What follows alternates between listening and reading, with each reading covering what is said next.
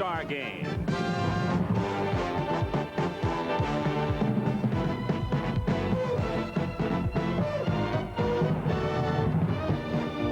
You'll see the best and the brightest as the American League takes on the National League at Olympic Stadium in Montreal. On this date in All-Star history, 39 years ago today, Shibe Park was the scene of the first All-Star game to be played at night. Bobby Doerr's homer won it for the American League. 22 years ago today, Willie Mays returned to New York for the first time since the Giants moved west and homered off Whitey Ford. And 11 years ago today, Reggie Jackson hit a towering drive into the Tiger Stadium lights in the last game won by the American League. Beautiful Canadian sunset as you look down from the Goodyear blimp hovering high above Olympic Park, the centerpiece of which is Olympic Stadium, and as we look inside, packed to the gills. More than 59,000 to look on tonight.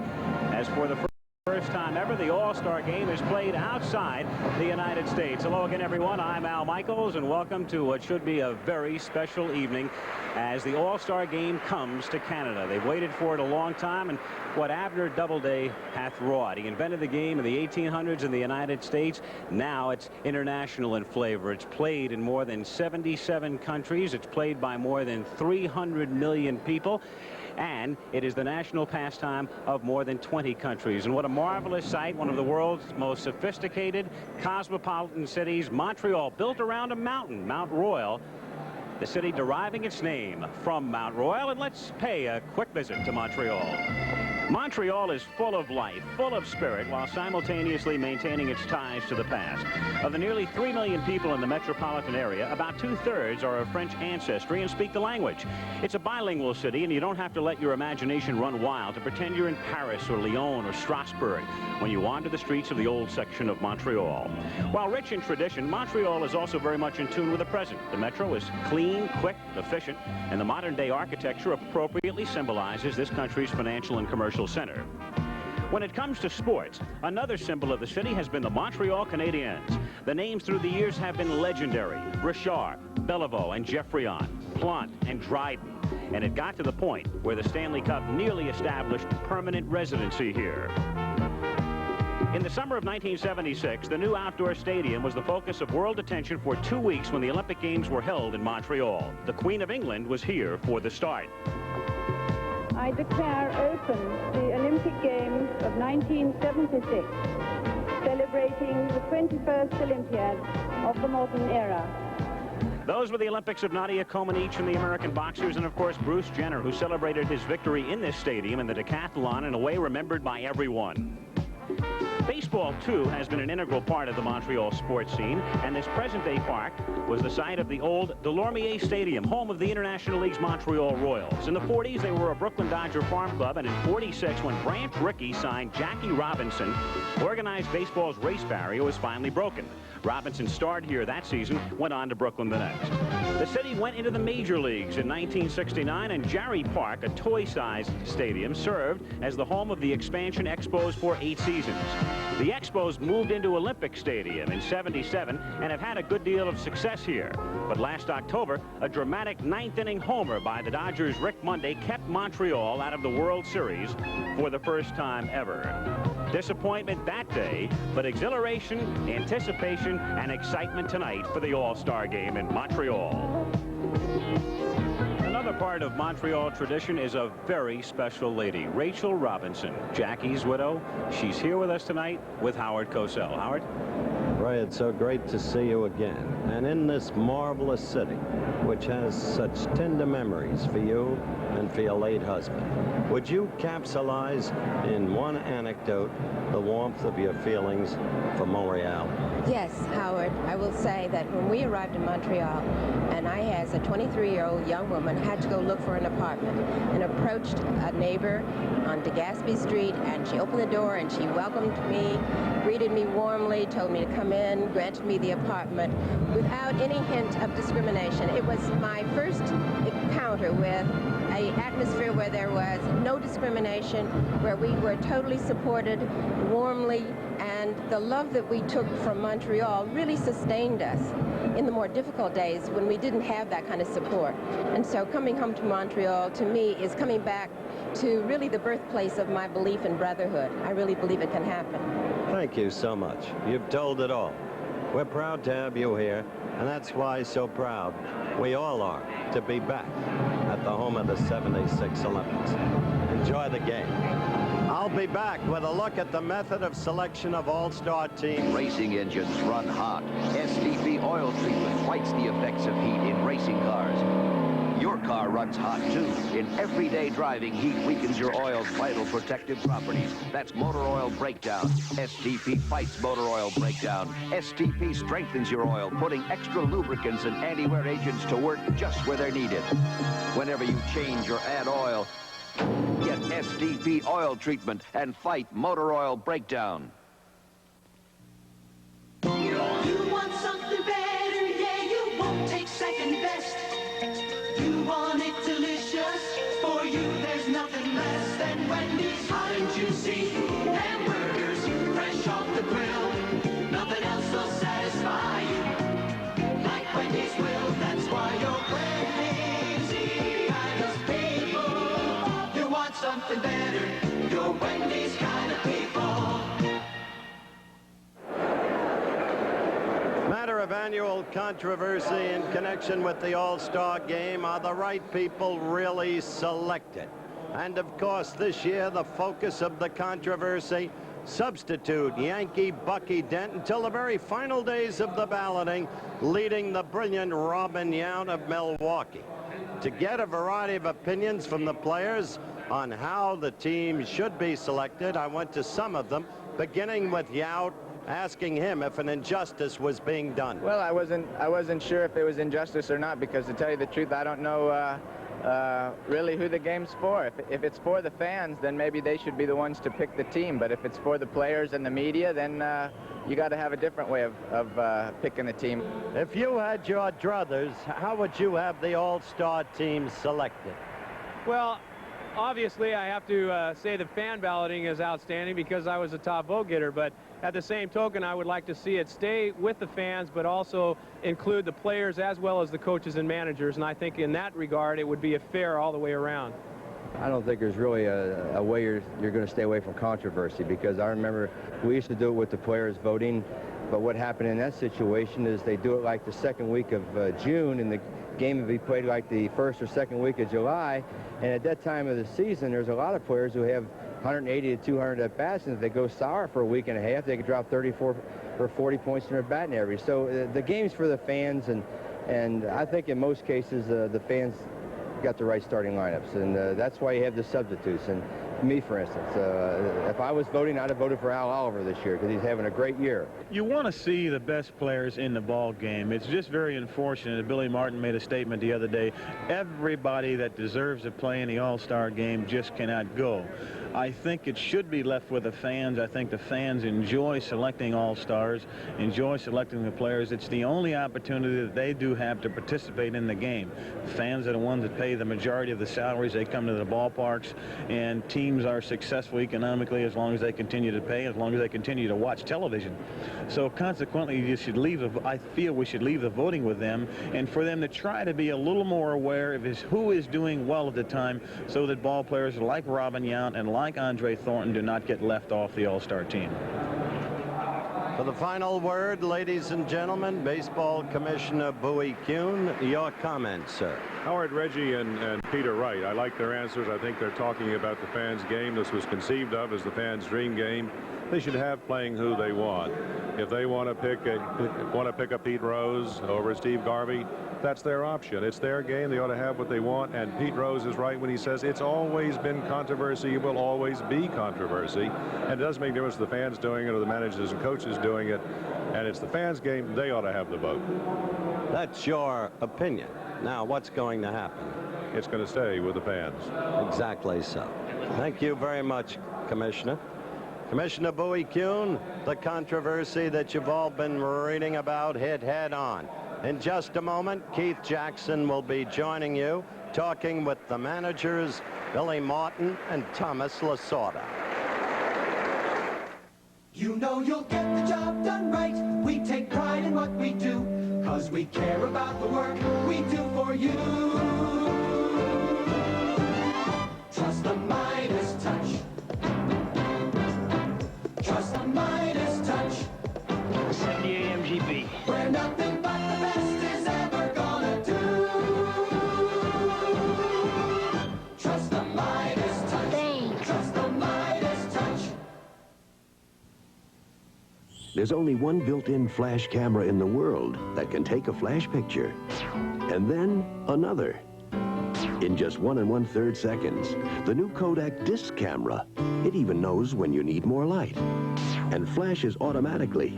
This unique film disc and the new Kodak disc camera can capture a world of flash pictures you may have been missing. Picture a brand new world. An ABC News Brief brought to you by Natural Light Beer. Now from Washington, Barry Seraphin. Good evening. George Shultz sailed through the opening day of his confirmation hearings as Secretary of State. He said the crisis in Lebanon demonstrates the need to solve the Palestinian problem. Shultz also said he would strengthen ties with the Arabs while recognizing the depth and durability of America's ties with Israel. President Reagan today briefed congressional leaders on the possibility of using American troops in Lebanon. The congressman said afterward no decision has been made. There are reports that PLO leader Yasser Arafat is seeking U.S. recognition of the PLO as the price for leaving Lebanon. Tonight on Nightline, more on the nomination of George Shultz. Now this. One good taste deserves another. When you're good and hungry. What's more natural than natural light? That's News Brief. More news later on this ABC station. Let's amplify more on what Howard was just talking about with the commissioner. Let's talk with the two men who have taken a great deal of abuse over the last few days over the player selection process and the players chosen for this. First, Tom Lasorda, manager of the Los Angeles Dodgers, the world champions, and manager of the National League team tonight. Tom, there was a time last week I thought there might be a lynching party coming from San Diego. That's right, Keith. They were looking at us from all cities, and rightly so, because I felt that Tim Lawler and Jackie Clark and Garber and Royce and Guerrera and Bo Diaz and Matthews, they all are all-star caliber and deserve to be on the all-star team. But unfortunately, what they don't realize is that you have to have representation from every team in the league, and that constitutes the National League All-Stars. And when you pick somebody from a team, he may not be as well as another guy, so consequently you can't pick that guy, and that's what makes it so difficult. All right, Billy Martin, manager of the Oakland A's and manager of the American League All-Stars tonight. How is it that we can solve the problem? Well, I think we ought to have more players. I think they ought to raise the limit up to 35, but then still you're going to get people complaining. It's a shame, but it's a numbers game, and we have to pick the players, like Tommy said, from each club, and you're always going to leave somebody out, and I know Tommy feels the same way I do. He don't want to do it, but whoever the manager is going to be is going to get the same things being yelled at him. No way in the world you could play 35, though, Billy. No, there's no way, but they can be on the bench, and they can be represented there. I think they'd like that. Your ball club has only one shortstop, 2 catchers, 3 first basemen. I'm a little curious as to why this particular group of players were chosen. Is it that the American League folks are getting a little testy about losing? Well, no, not really. We have the DH in our room. I got 2 guys on the ball club right now that are DH hitters. They don't have the DH over there, so they don't have to pick a DH player. I have to pick players that can play out there. So we have a rule now in this All-Star game that if my starting catcher gets hurt and I take him out and put Parrish in there, I can bring the other guy back out there, so I could switch catchers once he's out of the ball game. Gentlemen, good luck to you. It's an event where everybody's supposed to have a good time. Tom, good luck. Well, thank you very much, and we're completely honored to be playing against Billy and his American League All-Stars. Billy, good luck. Tommy, thank you. Thank you, Keith. Now stay tuned for the 1982 All-Star Game from Montreal. Thursday, a revealing look at 4 superstars on the Barbara Walters Summer Special. Someday soon, you could very well have the best of everything. But you will have to begin somewhere. And the best place to begin is with the very best beer in the world. The best tasting beer wherever you go. When you think about it, why would you ever have anything else? Come to think of it, I'll have a Heineken. This is the month Ford Month, the final month to get both cash and Ford Care on Escort. And on EXP, Ford Care is whole car coverage. Virtually all you pay for is gas. And now special dealer incentives from Ford make it possible for you to save hundreds on other Fords. Granada, Thunderbird, Fairmont, Mustang, and tough Ford pickups. Save on over 6,000 new Ford cars and trucks during Ford Month at your Ford dealer. In the high-technology world of video arcade entertainment, there is one extraordinary game that soars a dimension above the rest. Zaxxon. Experience the control as you climb and dive. Feel the power as you attack and evade. Discover a new level of excitement with the true feel of action in 3 dimensions. Zaxxon, from the master design engineers of Sega.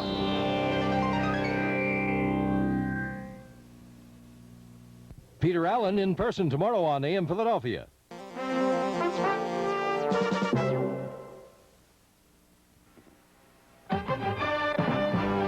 ABC Sports presents the 1982 All Star Game.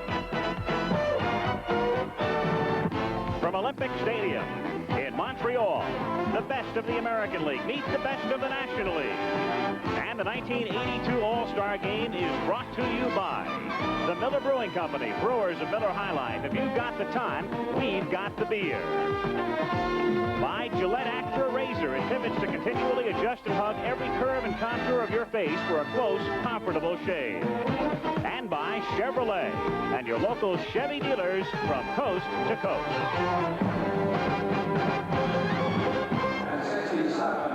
And welcome back to Olympic Stadium. I'm Al Michaels, and it's on to the game itself. The National League, can they continue their dominance? They've won 10 straight. They've won 18 of the last 19. Just looking at some of the spots in their lineup, they lead off with Tim Raines, great speed. Then you've got Pete Rose, and everybody knows about Rose. Just ask Ray Fosse back in 1970, the way he plays this game. Hitting fourth, Mike Schmidt, who hit a home run to win last year's All-Star Game. Then you've got the hot Gary Carter of the hometown Expos batting fifth, hit 2 home runs, and was the MVP in the All-Star Game in Cleveland last year. So most people expect another National League victory. Will tonight be the American League's night? Maybe so. Let's find out what Howard Cosell has to think. Well, maybe so, Al, but let's face it, they begin with a handicap, no designated hitter rule during the All-Star Game. But the people you'll be watching, a figure of controversy today, the great catcher, the vote leader for the American League, Carlton Fisk. Headlines about him in the New York newspapers today.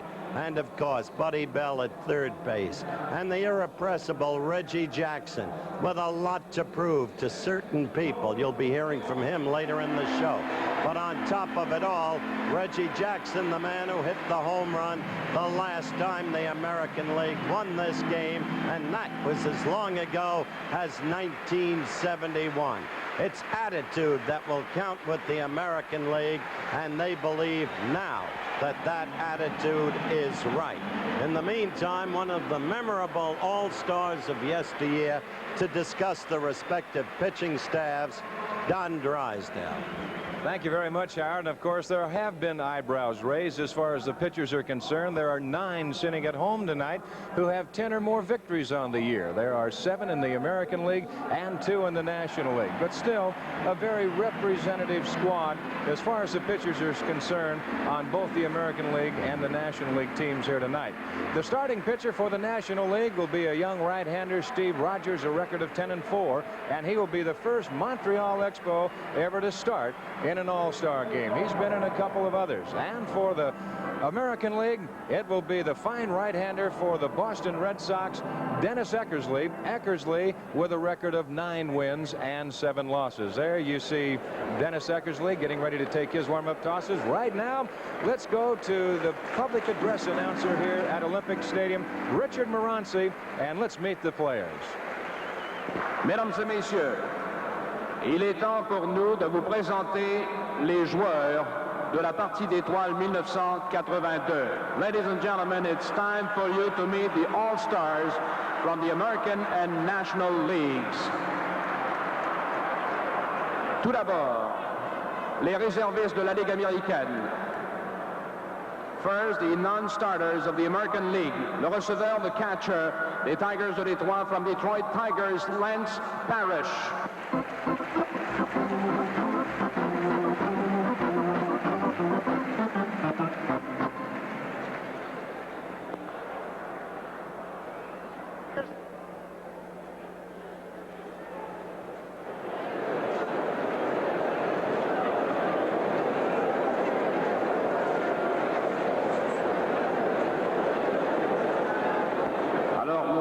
Messieurs, le receveur réserviste des Tigers de Detroit from the Detroit Tigers, Lance Parrish.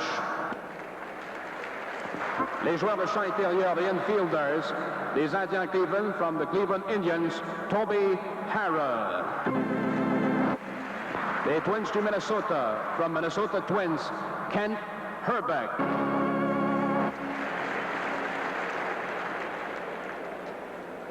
The Royals to Kansas City, from the Kansas City Royals, Frank White.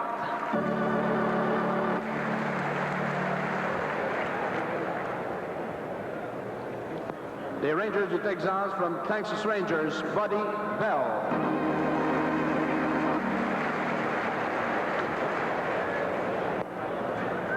The Indians Cleveland, from the Cleveland Indians, Andre Thornton.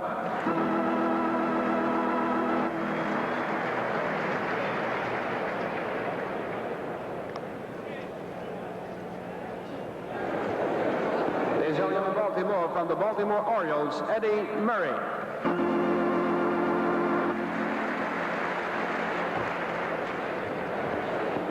Les voltigeurs, the outfielders, the Royals to Kansas City, from Kansas City Royals, Willie Wilson.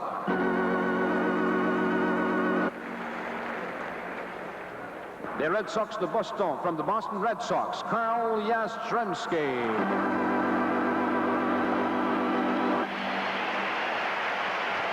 As is customary in Montreal, the PA announcements being made in both French and English, and it doesn't matter what language it is, Yastrzemski is going to get that kind of a hand. The Royals to Kansas City, from the Kansas City Royals, Hal McRae.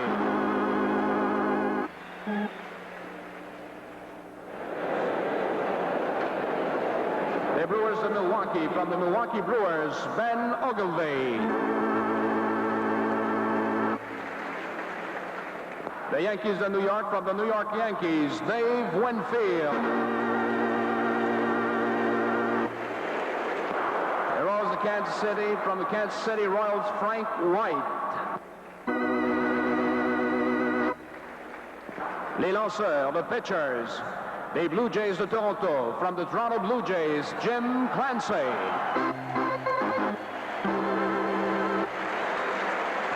The Mariners of Seattle, from the Seattle Mariners, Floyd Bannister. The Red Sox to Boston, from the Boston Red Sox, Mark Clear. The Royals of Kansas City, from Kansas City Royals, Dan Quisenberry. The Brewers to Milwaukee, from the Milwaukee Brewers, Rollie Fingers. The Yankees of New York, from the New York Yankees, Ron Guidry. The Yankees of New York, from the New York Yankees, Rich Gossage. Les instructeurs, the coaches, the Royals of Kansas City, from the Kansas City Royals, Dick Hauser. The Tigers de Detroit, from the Detroit Tigers, Sparky Anderson. The Azaz Oakland, from the Oakland A's, Art Fowler. The Azaz Oakland, from Oakland A's, Jackie Moore. Et dans l'encours de pratique des Orioles de Baltimore, from the Baltimore Orioles in the bullpen, number 44, Elrod Hendricks. Les soigneurs, the trainers, the Tigers de Detroit, from Detroit Tigers, Bill Benn. The Royals to Kansas City, from the Kansas City Royals, Mickey Cub.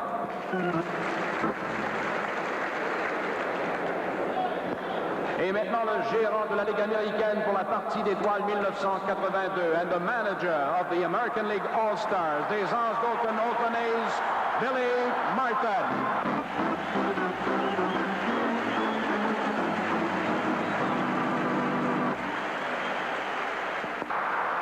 Voici maintenant, mesdames, messieurs, le rôle des frappeurs pour la Ligue américaine. And now, the starting lineup for the American League. Le premier frappeur, le voltigeur de gauche des Anges d'Oakland, le numéro 35. Leading off and playing left field from the Oakland A's, number 35, Ricky Henderson.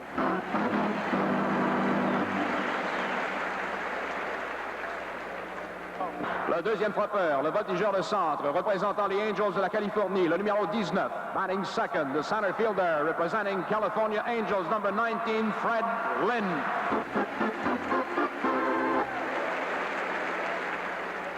Le troisième frappeur, le troisième but des Royals de Kansas City, le numéro 5. Batting third and playing third base for the Kansas City Royals, number 5, George Brett.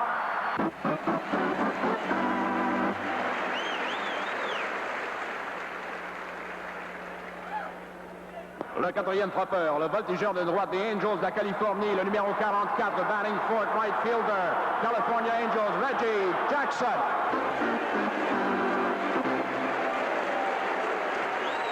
Le cinquième frappeur, le premier but, représentant les Brewers de Milwaukee, le numéro 15, batting fifth and playing first base, representing Milwaukee Brewers, number 15, Cecil Cooper.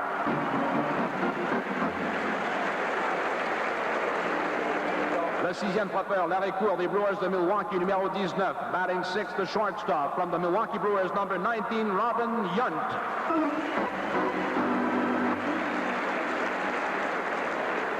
Le septième frappeur, le deuxième but des Angels de la Californie, le numéro 4, batting seven and playing second base, representing California Angels, number 4, Bobby Grich.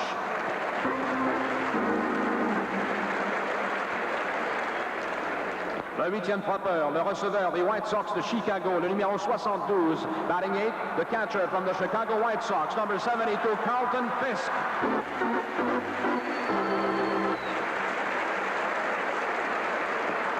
Et le lanceur de la Ligue américaine se réchauffant dans l'enclos de pratique, le numéro 43, représentant les Red Sox de Boston, and pitching for the American League, warming up in the left field bullpen, representing Boston Red Sox, number 43, Dennis Eckersley. L'équipe de la Ligue américaine, mesdames, messieurs, the American All Star Team. Et maintenant, voici les réservistes de la Ligue nationale de baseball, the non-starters of the National Baseball League All Stars.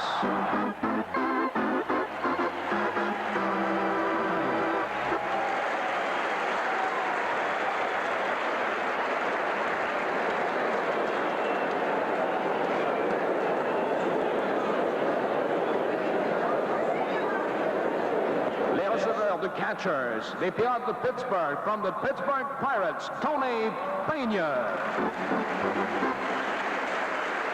The Mets de New York, from the New York Mets, John Stearns. Les joueurs de champ intérieur, the infielders, the Cardinals de St. Louis, from St. Louis Cardinals, Ozzie Smith. The Dodgers of Los Angeles, from the Los Angeles Dodgers, Steve Sachs. The Braves d'Atlanta, from the Atlanta Braves, Bob Horner. The Astros of Houston, from the Houston Astros, Ray Knight. The Pirates of Pittsburgh, from the Pittsburgh Pirates, Jason Thompson. Les Expos de Montréal, from the Montreal Expos, Al Oliver.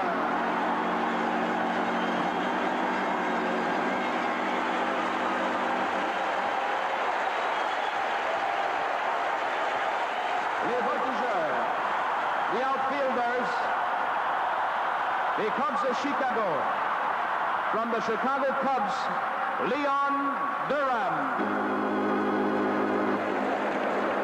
The Dodgers of Los Angeles, from the Los Angeles Dodgers, Dusty Baker. The Padres of San Diego, from the San Diego Padres, Rupert Jones. The Cardinals of St. Louis from the St. Louis Cardinals, Lonnie Schmidt. Les lanceurs, the pitchers, des Phillies de Philadelphie from the Philadelphia Phillies, Steve Carlton. The Dodgers of Los Angeles from Los Angeles Dodgers, Fernando Valenzuela. The Braves d'Atlanta from the Atlanta Braves, Phil Niekro. The Reds de Cincinnati from the Cincinnati Reds, Mario Soto. The Giants de San Francisco from the San Francisco Giants, Greg Minton. The Reds de Cincinnati from the Cincinnati Reds, Tom Hume. The Dodgers de Los Angeles from the Los Angeles Dodgers, Steve Howe. Les instructeurs, the coaches, the Reds de Cincinnati from the Cincinnati Reds, John McNamara.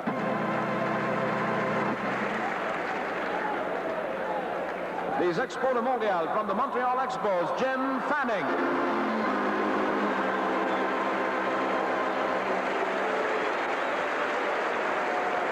Les Pirates of Pittsburgh from the Pittsburgh Pirates, Chuck Tanner.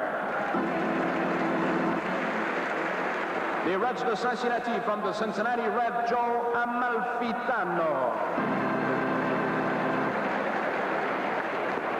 Et les Dodgers de Los Angeles dans l'enclos pratique in the bullpen from the Los Angeles Dodgers, Mark Cressy. Les soigneurs, the trainers, the Cardinals de St. Louis from St. Louis Cardinals, Gene Geiselman. Les Expos de Montréal from the Montreal Expos, Ron McLean. Et maintenant, mesdames, messieurs, le gérant pour la Ligue nationale pour la partie d'étoiles 1982 and the manager of the National League All Stars, des champions de la Série mondiale, les Dodgers de Los Angeles, from the Los Angeles Dodgers, Tommy Lasorda.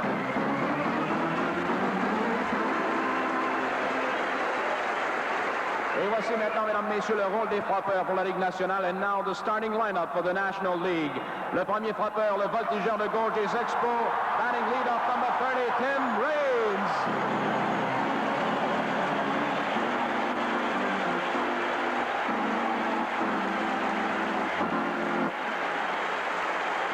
Le deuxième frappeur, le premier but de Phillies de Philadelphie. Le numéro 14, batting second, first baseman, representing Philadelphia Phillies, number 14, Pete Rose. Le troisième frappeur, le voltigeur de centre des Expos, le numéro 10, batting third, center fielder, Henry Dawson.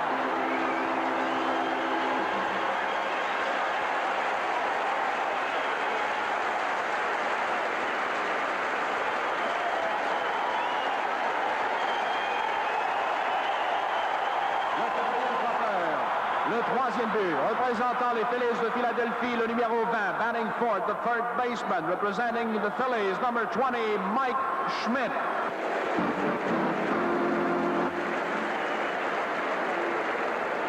Le cinquième frappeur, le receveur des Expos, le numéro 8, batting 8, Gary Carter, the catcher.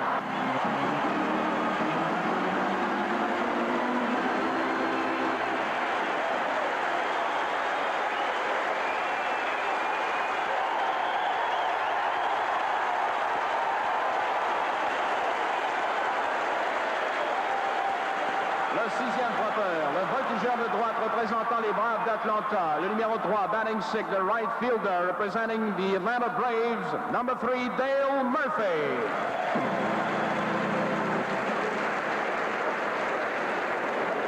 Le septième frappeur, l'arrêt court des Reds de Cincinnati, le numéro 13, batting 7 and playing shortstop from the Cincinnati Reds. Number 13, Dave Concepcion.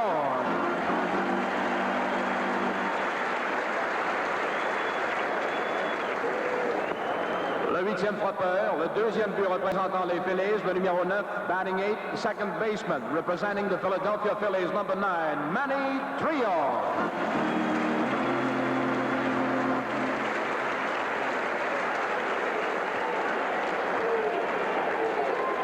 Et le lanceur pour la Ligue nationale se réchauffant dans l'encours pratique des Expos, le numéro 40, 45, and pitching for the National League, number 45, Steve Rogers.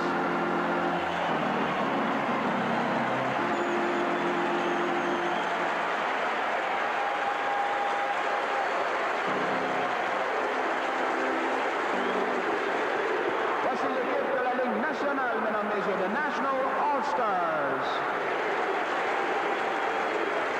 Mesdames et messieurs, les Expos de Montréal sont fiers de vous présenter les capitaines honoraires pour la partie d'étoiles 1982. Ladies and gentlemen, the Montreal Expos are honored to present the honorary captains for the 1982 All Star Game.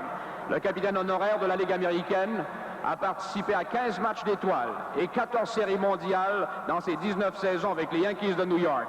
Élu 3 fois le joueur par excellence, il est maintenant membre du temple de la renommée du baseball. The American League honorary captain has played in 15 All-Star games and 14 World Series in 19 seasons with the New York Yankees. A 3-time most valuable player and a member of Baseball Hall of Fame. Mesdames, Messieurs, ladies and gentlemen, Yogi Berra. One of the most remarkable figures in the history of baseball. The memory so filled with his accomplishments.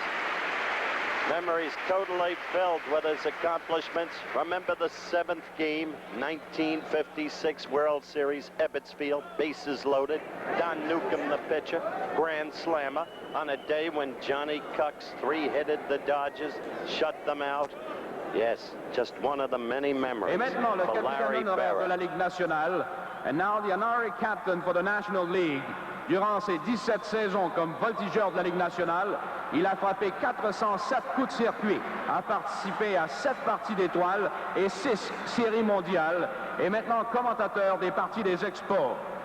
He had 407 home runs in his 17th season as a National League outfielder, a participant in 7 All-Star games and 6 World Series, and now a broadcaster with the Montreal Expos. Mesdames, Messieurs, un membre du Temple de la Renommée, ladies and gentlemen, Hall of Famer Duke Snider. Edwin Snyder, the Duke of Flatbush. 11 World Series home runs. This was one of them in 1955. When the Dodgers finally beat the Yankees and John Padres won the final game.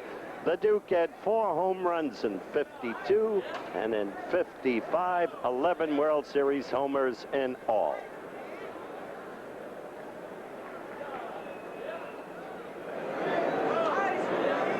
Mesdames et messieurs, pour l'interprétation des hymnes nationaux des États-Unis et du Canada, nous avons l'honneur d'avoir parmi nous ce soir le célèbre baryton international, attaché au Metropolitan Opera de New York et natif de Montréal. Ladies and gentlemen, to perform the national anthems of the United States and Canada, the Expos are honored to have the well-known baryton of the Metropolitan Opera in New York, a native of Montreal, mesdames, messieurs, ladies and gentlemen, Monsieur Louis Quirico.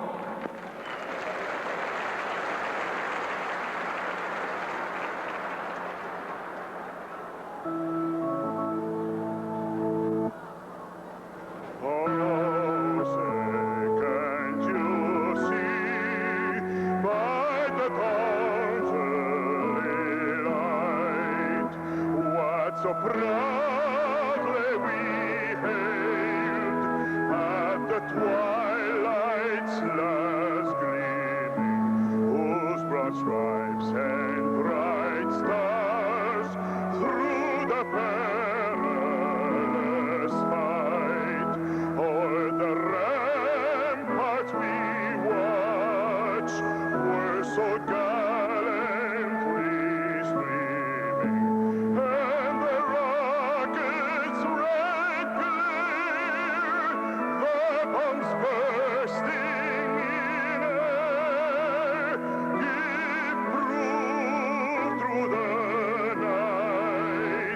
That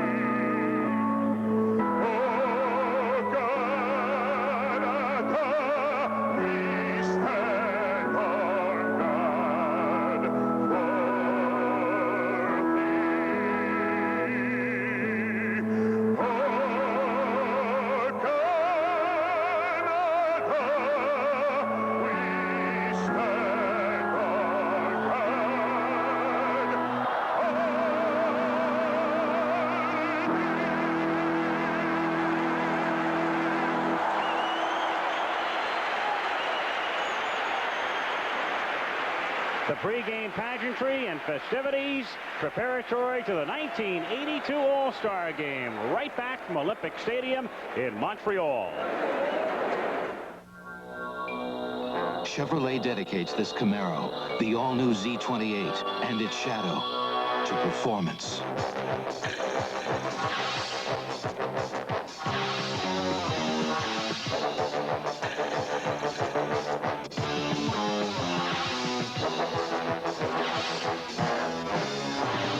Camaro Z28, Motor Trend's Car of the Year. Styled so new, only its shadow comes close. I've got an unfair advantage over these guys. My looks? Are you kidding? I've got the Gillette Atra. They don't. It's got the advantage of a pivoting head. Atra's better than twin blade razors that don't pivot. See, they don't always stay on my beard, but my Atra pivots to keep both blades on my beard longer. I get a better shave. See? Close. Comfortable. Get the Gillette Atra and get the Atra advantage. So who said life was fair? Suppose your loved one's heart and breathing stopped unexpectedly. Would you know what to do? The answer is CPR, cardiopulmonary resuscitation. Don't stand by helplessly while a loved one is dying. Help save a life. Learn the life-saving techniques of CPR. Call your local chapter of the American Red Cross or the American Heart Association for information about CPR training. Learn the life-saving skills of CPR and help save a loved one's life. Baseball cares. The preceding message was furnished by Major League Baseball. We will have the ceremonial first pitch coming up and the ball game to get underway shortly. People in Montreal waiting for this one for a long time. The game was sold out 3 months ago. The capacity of the stadium about 59,000. Perfect weather, temperature about 75 degrees, low humidity. International flavor here, of course, and so they have selected 13 men from 11 different countries to be the honorary men to throw out the first ball. Shig Nagashima of Japan, great star there for many years at third base. From Korea, Isao Haramoto had more than 3,000 hits in the Japanese league. From Cuba, the fabulous Minnie Minoso. Looks like he can still play. Bobby Avila, the Cleveland Indians second baseman for many years, representing the country of Mexico. Bobby Thompson was born in Scotland, but of course he was famous in New York, the miracle of Coogan's Bluff. We will be seeing Bobby in a moment. That is Bobby Avila right there.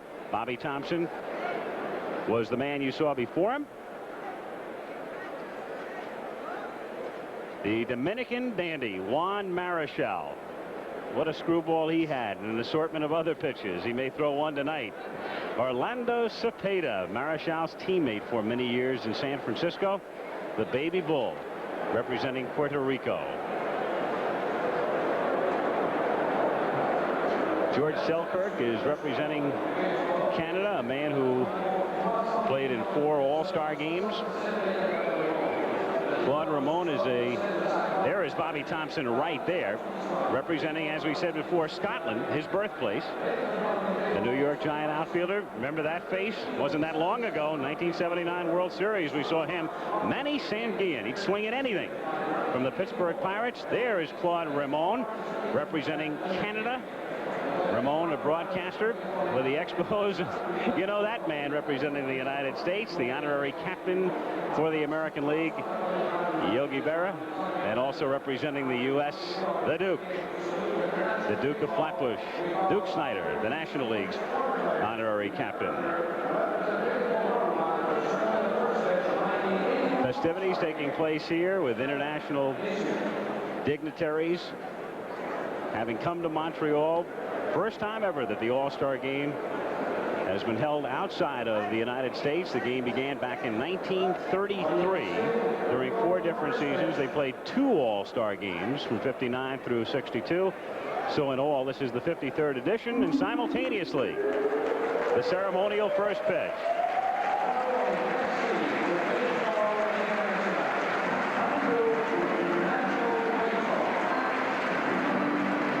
So a great collection, obviously, of the contemporary stars occupying both dugouts, and some stars from the past, from several of the countries around the world. shortly, we'll be getting underway. The National League trying to continue its dominance. Confident, as always. Expecting to win. The American League, I would think, a little bit embarrassed and a little bit humiliated collectively, Howard, over the fact that so much has been made of the fact they've been unable to do it but once in 19 years. A point emphasized by Reggie Jackson. And you'll, as I noted earlier in the pregame show, we'll probably be hearing during the course of the evening from Reggie. In the meantime, the graphic explains the history of this competition. Notice how, beginning in the young 50s, the National League started to take over. In the early days, they used to say the National League was a new minor league. But oh, how it's changed and how complete the domination of the senior circuit has become. The defense, Al. Defensively, you've got Pete Rose, who has started at 5 different positions in his career in the All-Star game. Left and right, first, second, and third. Second start for him at first base. His teammate from Philadelphia. The Phillies comprising 3/4 of the infield, Manny Trillo, who's from Venezuela. And his countryman, the only non-Phil in the National League infield from the Cincinnati Reds, Davey Concepcion. No stranger to All-Star games. Around at third, the man who hit the home run in Cleveland last year to give the National League another victory, Mike Schmidt. MVP in the NL in 80 and 81. The Expo, Tim Raines, who has seen a good deal of action at second base this season, is playing left field. He's back there now during the regular season, too. His teammate, Andre Dawson, got that tremendous ovation, is in center field. And around and right, the Atlanta Braves' great star, Dale Murphy, leading the majors in home runs at the All-Star break. You've got Gary Carter, recognized now as baseball's premier catcher, back of the plate. And the 4th Expo in the starting lineup, Steve Rogers, having a good season, 10-4. As you can see, he has very good control. It's been that way throughout his career, only 36 walks and 143 innings plus. So Rogers gets his first All-Star game start. And he'll get underway by facing Ricky Henderson of the Oakland A's and Fred Lynn of the California Angels and George Brett of the Kansas City Royals. Ricky Henderson, if he stays healthy by the middle of August or thereabouts, will break Lou Brock's record, 118 steals. And he'll do it with about 40 games to play. He's on that sort of a pace right now as we get underway. And the first pitch misses for a ball, 1-0. Well, you talked about Rogers having good control. He will have to have good control to work to Ricky Henderson because he has an excellent eye. He's already walked 81 times this year. Henderson lining it by Dave Concepcion for a base hit. So everybody in the park knows what will happen next. Billy Martin says he's going to try to run, and if he's going to try to run, there's the man to do it. He has 84 steals in 88 games. His 84 steals have come in 107 attempts. What's happened quite often is that Henderson has been picked off and then has proceeded on to second base, been thrown out there for a caught stealing.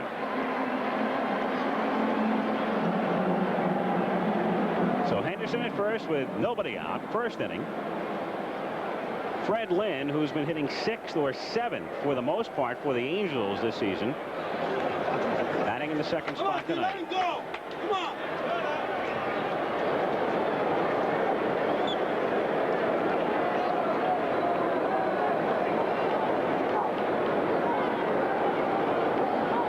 Henderson, good sized lead, and Rogers, after throwing there once, stepping off the rubber. Now you've got to keep an eye on him. There's no question about that. Those 84 stolen bases are not flukes in any way. Rogers comes to the plate, and Lynn with a full rip and a miss. Freddie's been hot. He's hit 6 home runs in his last 13 games. Pierre Trudeau, Prime Minister of Canada, who welcomed us tonight. Spent some time with him at lunch today, just prior to the commissioners' luncheon. Recounted old times, the '76 Olympics. Rabid sports fan. Rogers again meaning business. Rogers, a type of pitcher, he's really not necessarily a sinker ball pitcher. He's a pressure type pitcher as far as finger pressure is concerned with his fastball. He'll make it sail or slide. He doesn't go, and Lynn hits it high in the air to right center field. Dawson takes command, makes the catch for the out. So Henderson not on the move yet. Lynn is gone, one away, and up comes George Brett. Well, one of the reasons, although Billy Martin doesn't necessarily go by this theory when he has Ricky Henderson at first base, you've got the left-hand hitters up there, and you'd like to try and keep that hole for him to hit through on the right side if you possibly can. You got Henderson, the right-hander, followed by Lynn, Brett, and Jackson, and then Cooper. So you've got 4 coming behind him. Freddie Lynn has been hot. George Brett has not. Brett, who was up well over 300, is down now at, I say down, at 301. He's hit only 195, however, during the month of July.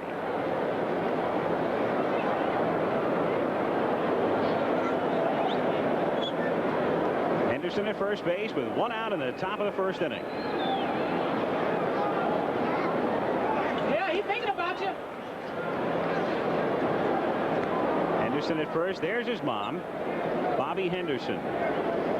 Her son playing in his second All-Star game.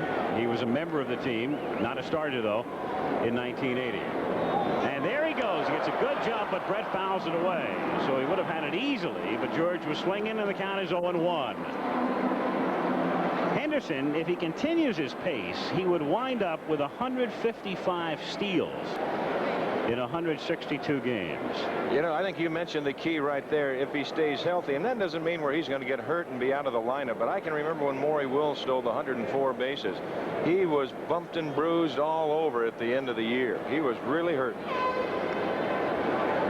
It's an amazing record because Cobb held the record at 96 for so long, and people said that'll never be broken, and then Wills did it, and they said it would never be broken, and Brock obliterated it. And Henderson is on his way to obliterating Brock's mark. 1-1 to count. The thing about Henderson, too, when you watch him, he is not the feet first type slider. He's the head first type slider, so he can beat himself up pretty good. He's got to have some strong hands out there. Ricky, a couple of years ago with 100 steals. The American League mark. There he goes again, and Brett goes to left field for a base hit. Henderson tentatively around second and holds there as Ranger's throw comes into Schmidt. But he took the wide turn looking for the throw behind him in the hope of running to third very quickly. It's also, at this time of night, it is very tough to pick the ball up. And when Ricky got down there and he heard the contact made, he looked up and he could not pick the ball up. And he was kind of in no man's land then. And he decided, well, I'll just go here. And that's about as far as I can go. Reggie Jackson has 1 All-Star Game home run, and if you saw it, you'll never forget it. 1971, Detroit off Doc Ellis, pinch hit in the 3rd inning, and did it not make contact with the light standard, it might still be going. Mammoth shot. Reggie up with 2 on and 1 out, and it gets away from Carter, bouncing toward the dugout. Henderson, a short turn rounding third, and holds there as Brett moves into second.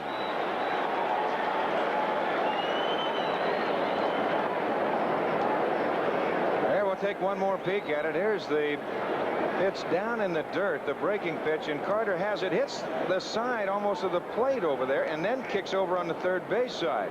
And Carter's going to get on that ball in a hurry to keep it from rolling in the dugout. Wild pitch. It's ruled with Henderson at third, Brett now at second. The infield plays back. The count 1 ball and no strikes on Reggie Jackson. Reggie going the other way and looping it foul. That's one of the big things that Reggie's been doing lately. He will go the other way with you. He got out there at California, and I think Reggie would be the first one to tell you he was trying to do things that even Reggie Jackson can't do. All of a sudden, after a little slow start, he got his feet on the ground. He started just making good, solid contact, and he's got power to hit it out of any part of the ballpark. He's been hot. As the graphic just showed, 13 home runs in the recent days. Feeling pretty good about himself, but being very careful not to gloat. Walking a political tightrope in his mind. Jackson, after the 2-1 pitch, goes a long way the other way, curling into the corner and going foul. And just barely. Right there, it gives you a little idea of the power that Reggie does have. It's 335 down both lines here. Check that, 325. It's 375 to the power alley and 404 feet to straightaway center field. Reggie Jackson, now 36 years old. Oldest starter for the American League. The youngest, Henderson, is the runner at third, and Brett is at second. And Jackson takes just inside. Crowd moaning. 3-2. Well, you've got a man behind there I think is one of the finest umpires in all of baseball, and Doug Harvey. That pitch right there, and Harvey looking right over the shoulder of Gary Carter. That's a close pitch. So 3-2 on Reggie, with Cooper waiting on deck. Fouled away again. Remember the toughest call of Doug Harvey's life? The meeting with National League President Chub Feeney. That's right, down in Houston. Playoffs in Houston against Philadelphia. That best sustained dramatic season maybe in the history of baseball. Was it a triple play or a double play? They ended up the double play. 3-2 to Jackson. Fouled away again. Interesting note in regard to the umpires as you take a look at Reggie's mom, Clara, coming up to watch her son, who makes this an annual visit. The All-Star Game for Reggie. The umpires, for the first time this year, chosen not on a rotation basis, as had been the case, but on merit this year. Jackson hitting it to center field and deep, but playable for Dawson. That'll score Henderson easily, and Brett holds at second, so the American League is on top 1-0.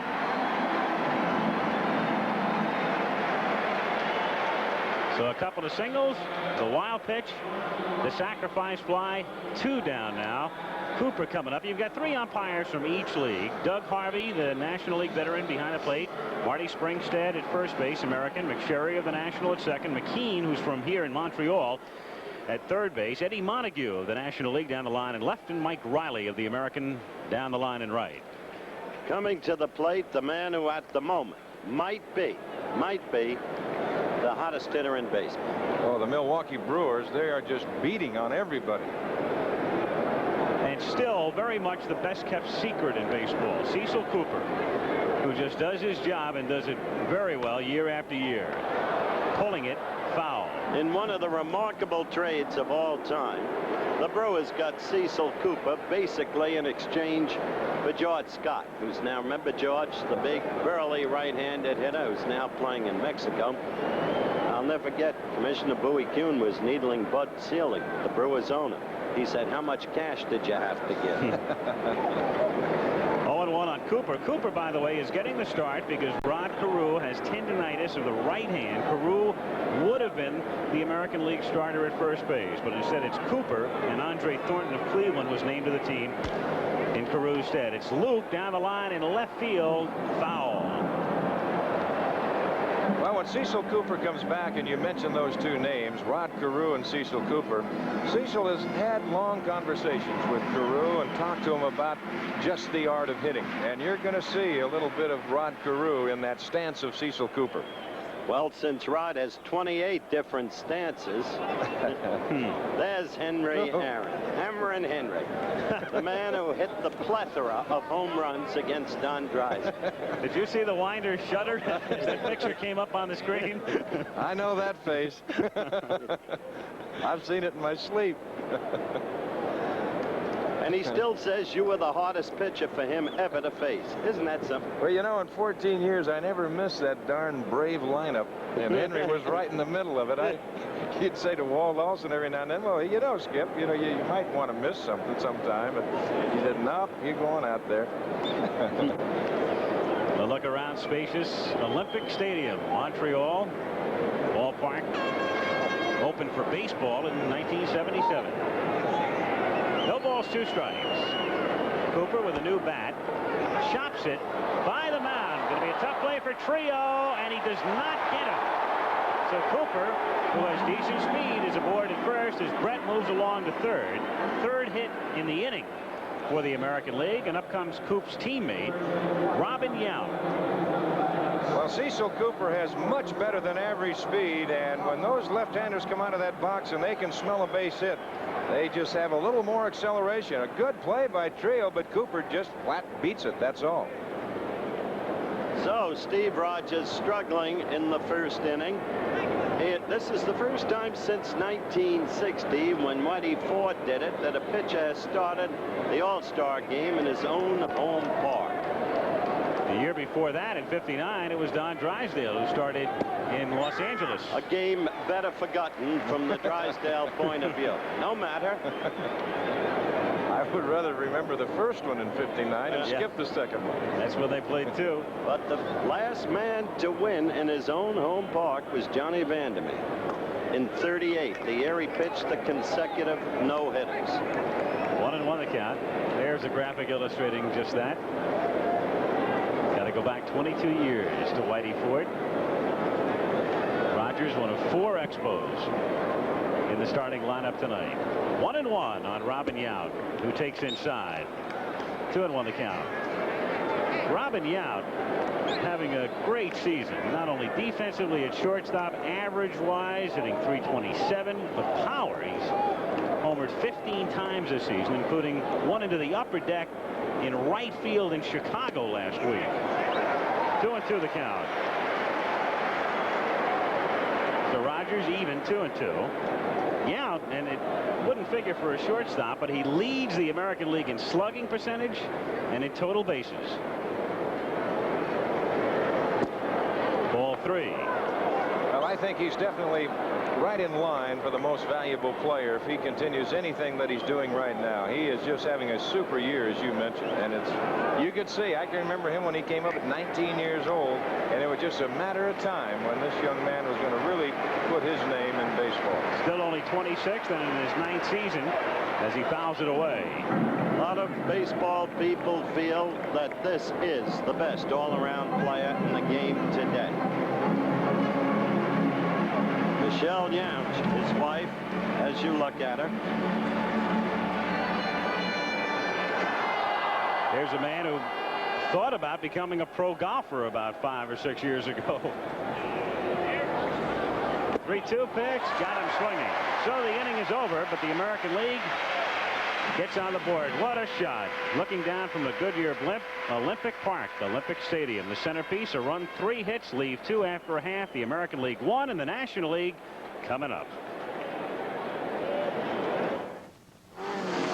Well, I guess I race cars because I love the speed and the noise and the crowd and the girls. And of course, I love to win. And when it's all over, when the flag comes down, I don't mind the beer either. One more lap. It's Miller time. Miller time. Time for America's quality beer. If you've got the time, Miller High Life. Miller's got the beer. Miller beer. I've been comparing the exciting new Intellivision space game Star Strike with one of the most popular Atari games, Asteroid. Star Strike has moving images that make the game appear three-dimensional. Asteroids doesn't. And Star Strike features our most exciting visual effect, total destruction of a planet. This is what the other game offers, which is why, after Star Strike, Asteroids left me rather flat. Star Strike, new for Intellivision from Mattel Electronics. The American League defensively, Rod Carew would have been there, but he is not at the game. Tendinitis. Cecil Cooper is the first baseman. Bobby Grich, several great seasons at Baltimore and now with California, is the second baseman. And who we saw make the last out in the top of the inning of the Brewers. There's Robin Yount, and right next to him, Kansas City's premier third baseman, George Brett.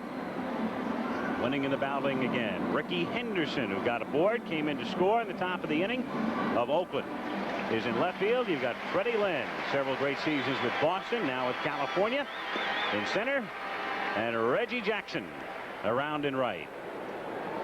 Back of the plate, number 72 of the Chicago White Sox, Carlton Fisk. And on the mound for the American League, Dennis Eckersley of the Boston Red Sox. He, like Rogers, exceptional control with just 23 walks halfway through the season. So Eckersley with 9 victories getting the start. Interesting in the selection of pitchers for the American League that they would bypass 7 pitchers with 10 or more wins this season. Well, that's very true. And when you look at the last performance of each of the American League staff, of all their pitchers, they have a combination of a record of 0-6 and an earned run average of 10.8. But, of course, that was their last time out. This is a whole new ball game, an all-star game, and you know that adrenaline's flowing out there. Tim Raines of Montreal with great speed started the season and played his rookie season last year and left. And they wanted to get a youngster by the name of Terry Francona into the lineup every day, so they put Raines at second. And then Francona got hurt, and so Tim was very happy about going out to left field again. That's where he's playing currently.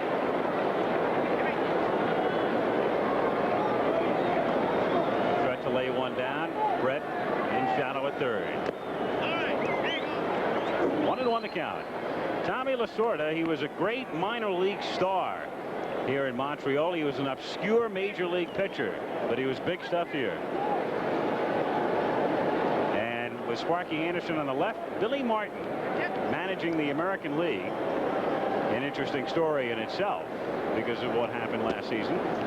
2-1 the count. Sparky perhaps positioning players in that shot. We saw Anderson motioning. Sparky for many years, of course, the manager of the Cincinnati Reds, and has a little better knowledge than Martin would of what National League hitters are likely to do. 3-1. Martin getting the nod because Bob Lemon had managed the Yankees into the World Series last year after Gene Michael had been fired, and then Lem was fired. So for a change, Martin replaces Lemon by virtue of the fact that Billy won the American League West last year. Raines hitting it foul. Granted. Virginia misses Raines. Yes, indeed. One of the things about Tim, he's got 39 stolen bases this year, but he came out of spring training hurting, and he got off to a slow start as far as the stolen base department is concerned, because he can steal bases on you too. He's got excellent speed, but he's healthy now. And Eckersley strikes him out. One gone in the first inning. Raines is gone, and here is Pete Rose, who plays the same way during the regular season, the All-Star game, post, you name it. In March, in Bradenton, he played the same way.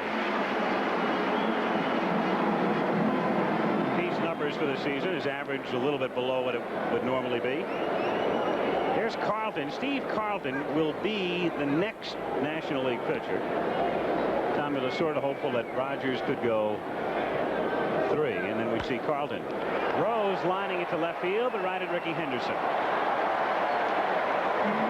2 up and 2 down at the bottom of the first inning. And a big ovation upcoming as Andre Dawson makes his way to the plate.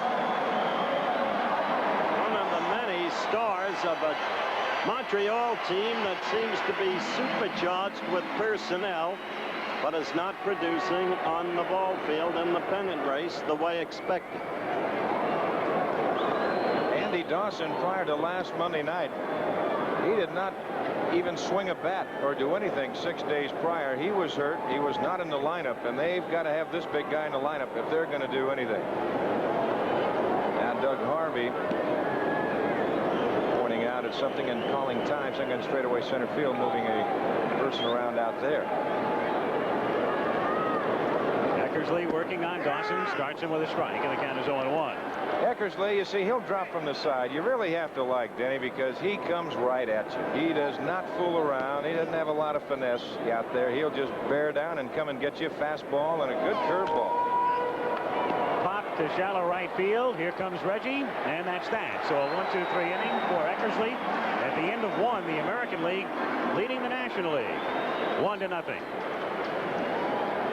Great all-star moments are something all ball players remember the rest of their lives. Hall of Famer Stan Musial remembers his winning home run in 1955. Back in 1955 at the All-Star Game in Milwaukee, in the 12th inning, I was coming up to the plate, and I told Leo DeRocher I'm about ready to hit one for him, and he said, you owe me one, and sure enough, I got a high fastball, and I hit it out of the ballpark, and I kind of enjoyed that. Who is America's leader in radials? Goodyear. We outsell all foreign radials combined. And here's one reason why. The Goodyear Eagle GT. A high-performance radial that gives a great performance in the rain with outstanding traction and superb handling on wet, slippery turns. The Goodyear Eagle GT. It's one reason Goodyear is the leader in radials. No foreign maker of radials even comes close. When you need radials, come up to Goodyear. When it comes to low fares, make no mistake, Greyhound, America's travel leader, is still America's great travel value. Nobody can take you there for less than Greyhound. Nobody. Plus, Greyhound's going more places more often than anybody else. When you can go with a leader and get an unbeatable low fare, why travel any other way? Go with the leader. Go Greyhound. Nobody goes for less. Everybody is thrilled by it. Everybody talks about it. Everybody loves it. Because it'll always be fun. Indiana Jones is back in Raiders of the Lost Ark. The return of the great adventure. Trust me. Raiders of the Lost Ark. Rated PG. Opens Friday, July 16th at a theater near you. Check newspapers. That's the Expo mascot. His name is Yuppie, normally decked out only in orange, but black tie tonight. The All Star Game is in Montreal. Second inning. American League leading 1-0. Bottom of the order, Bobby Grich, Carlton Fisk, and Dennis Eckersley.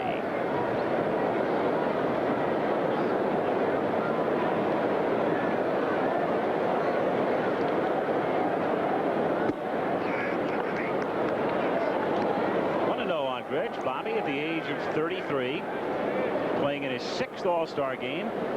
Third time he started. Started at shortstop in the All-Star game back in '72 when he was with Baltimore. 2-0. Carlton Fisk on deck. Controversy seems to follow him everywhere. More on that in a moment. White Sox, subject of a lot of print medium stuff. Steve not happy perhaps with the call on that pitch. 3-0 pitch is in for a strike. Rogers is prone. Sometimes you don't know if he's happy or what. He's prone to a lot of grimacing and facial contortions on the mound. Even when he's working on a perfect game, he goes through them. 3-2. Highly thoughtful, intelligent man, Rogers. Absorbs information like a sponge. Witness his role in the baseball players' strike last year. Wound up knowing almost as much law as the people representing the players. And call strike 3. All right, back to Carlton Fisk. Carlton Fisk had something to say about the firing of Schuler, the pitching coach with the White Sox. I discussed it with him. What's this mess involving pitching coach Schuler and the circumstances under which he left? Well, I don't know all the particulars in that event, but I do recognize one fact, and possibly more than that Ron Schuler was good for the Chicago White Sox. I think he did an excellent job with the young pitching staff that he had to work with. They weren't pitching as well as the organization had expected them to up until this point, so they used Ron Schuler as a scapegoat, and the way they handled it was particularly appalling as far as my view of it. That's what you call an outspoken fella. Don, you're working for the White Sox these days. You agree with his evaluation of his management? It was not handled in the best way. There's no question about that, and I think management is very sorry about the way the whole thing transpired. And by the way, just going along a little bit further on that, the White Sox today announced that they have hired Ken Silvestri, who was in their minor league system, and he will be their pitching coach right now through the rest of the year, and then I guess they will sit back and wait. You saw Fisk fly out to center, and Eckersley bounces one toward Trio. The smooth Manny throws him out, and a 1-2-3 inning for Rogers. The American League on in order. We played 1.5 in Montreal. The American League 1, and the National League nothing. When you read Time each week, you know more. You understand. Time flies, and you are there. time cries and lets you care. You understand the world we share. Yes, time brings you closer to living. Time puts events in sharper view. Time brings it all right home to you. When you read time, you understand what it all means to you. Each week, Time magazine takes you beyond the news to help you make sense of it all. So read Time and understand. Throughout your world, throughout your land, time puts it all right in your hand. Read time and understand. Hey, Sheriff, you hear about Big A Auto Parts? Yeah, Big A's saying they always had the part, and that's suspicious. When you check out Big A, you'll find every Big A Auto Parts store has an incredible system that keeps up with all the parts they sell. And replacements are delivered every day, so they'll always have the part you need when you need it. And you? Well, Sheriff, I see you finally found something crooked. Big A Auto Parts. We've got it. Unbeaten American Davey Moore defends his WBA World Junior Middleweight title against first-ranked Ayub Kaluli. Plus, buckets of fun as firemen frolic on ABC's Wide World of Sports Saturday. Mike Schmidt to lead things off for the National League, hitting cleanup from the Philadelphia Phillies. One of the great moments in his career came here. Late 1980, a home run. Late in a game that turned out to be the pennant-clinching game, or the division-clinching game for the Philadelphia Phillies. They went on to beat Houston in the scintillating National League Championship Series, and of course on to the World Series, and defeated Kansas City in 6.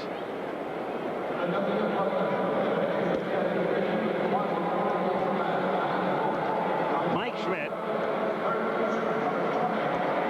who normally hits 4th in the Philadelphia order. It's interesting, the National League lineup, the way it is tonight, the first 5 guys are hitting in the same spots in which they normally hit. Raines leads off for Montreal. Rose normally bats 2nd for Philadelphia. Dawson normally hits 3rd for Montreal. Schmidt 4th for Philadelphia. And Gary Carter on deck, normally the 5th place hitter for the Expos.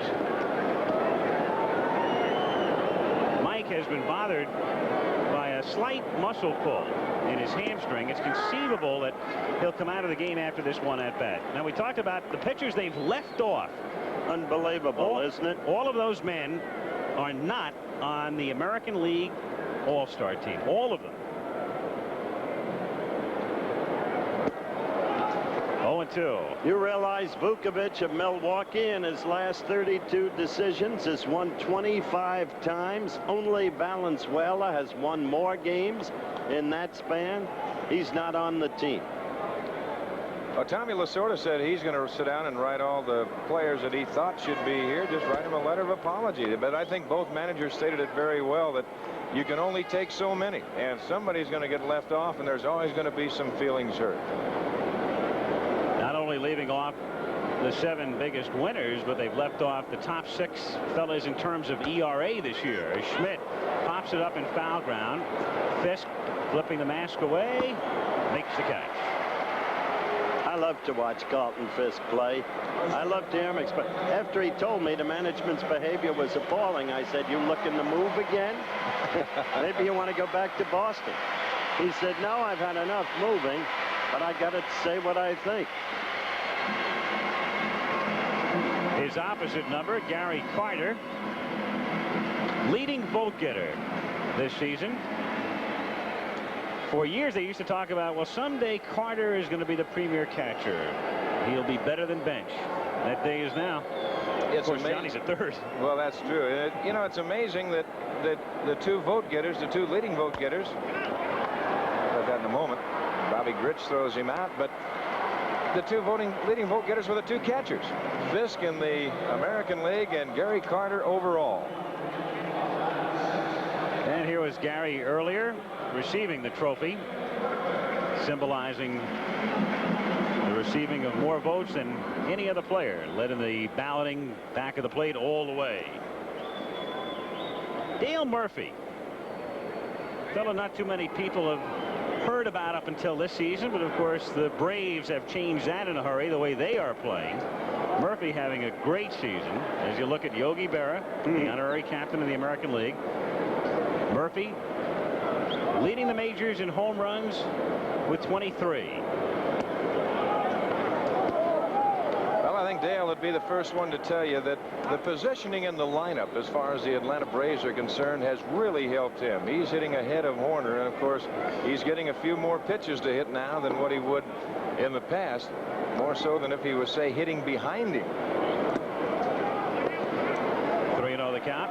And another thing there, you look at the National League home run leaders, Murphy on top, Kingman, Carter, Horner, Thompson, and Clark, and you can see Horner right there with 18, so that's a pretty good 1-2 punch they have down in Atlanta. But another big thing that helped him when they took the catcher's gear away from him. People forget that. Started back at the plate. Ball 4. So Murphy becomes the National League's first base runner. Dale at first base with 2 down in the second inning. The American League on top 1-0. And Dave Concepcion coming up. Davey hitting .293 this year with a home run and 34 runs batted in, and one of the few bright spots in a dismal season for Cincinnati. A season that Reds fans haven't experienced, I don't know, since Doubleday was around, I suppose. It seems that long. Well, they've lost a lot of RBIs over there. Concepcion wrapping it foul. Off to the right. 0-1 the count. There's Yaz. You're right about the lost RBIs, but that's a little deceptive. It was time for Cincinnati to rebuild, but they were counting on 2 of the elder statesmen, Seaver and Bench, and it's their failure to come through that's caused the dismal nature of their current record. Some of the youngsters are doing pretty well there, and Dreesen's having an excellent year. Well, somewhere along the line, you got to draw the line. You got to say, we have to try and then start rebuilding a little bit. See what we have in the minor leagues. Interesting that on a team that's always been offensively dominated, they put 2 pitchers on the National League staff, and Mario Soto and Tom Hume.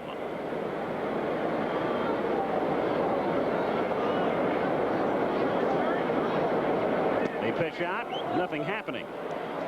1-1.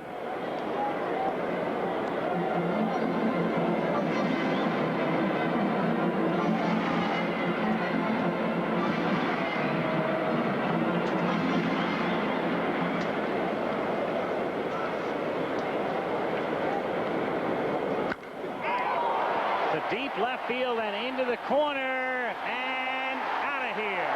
Dave Concepcion hitting it right down the line, just fair and gone. Well, they got a pitch up in his wheelhouse, and he really turned on it, and that ball got out of here in a hurry.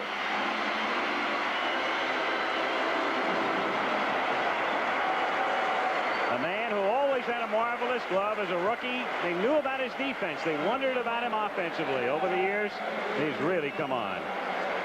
There you see the sinker from the middle of the plate in and up, and there's nothing that will go farther than high sinkers, and I can attest to that.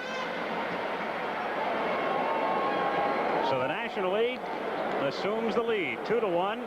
2 out, bases empty. Manny Trio of the Philadelphia Phillies taken outside, ball 1. Eckersley has been prone to giving up home runs this season. He's given up 15. Interestingly, Concepcion had only 1 regular season home run coming in tonight. 2-0 the count.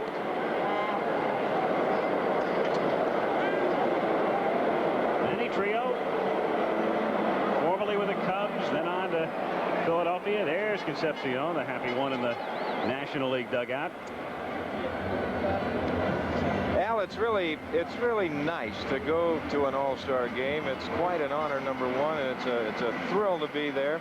And it's amazing how you can get in that clubhouse in the course of one day, and all of a sudden, after you're fighting each other tooth and nail at the first half of the season and again at the second half, that one day you can get together as one.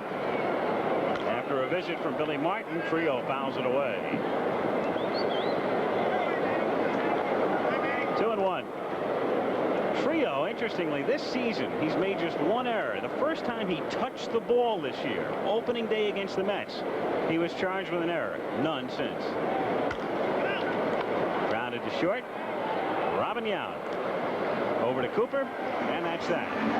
In the second inning, 2 runs, 1 hit, the homer by Concepcion. Nobody left on. We've played 2 at Olympic Stadium. National League 2, American League 1.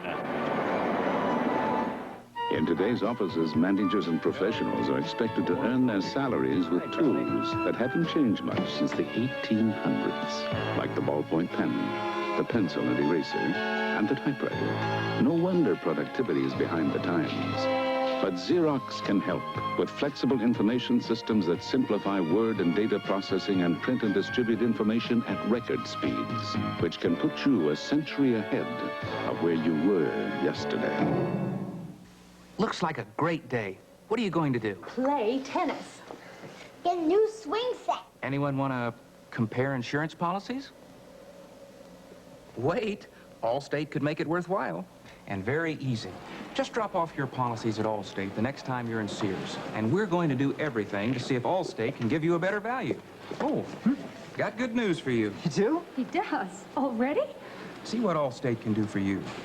Put yourself in good hands.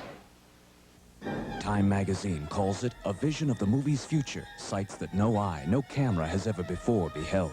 UPI finds it utterly new, vividly exciting, a trip and a half.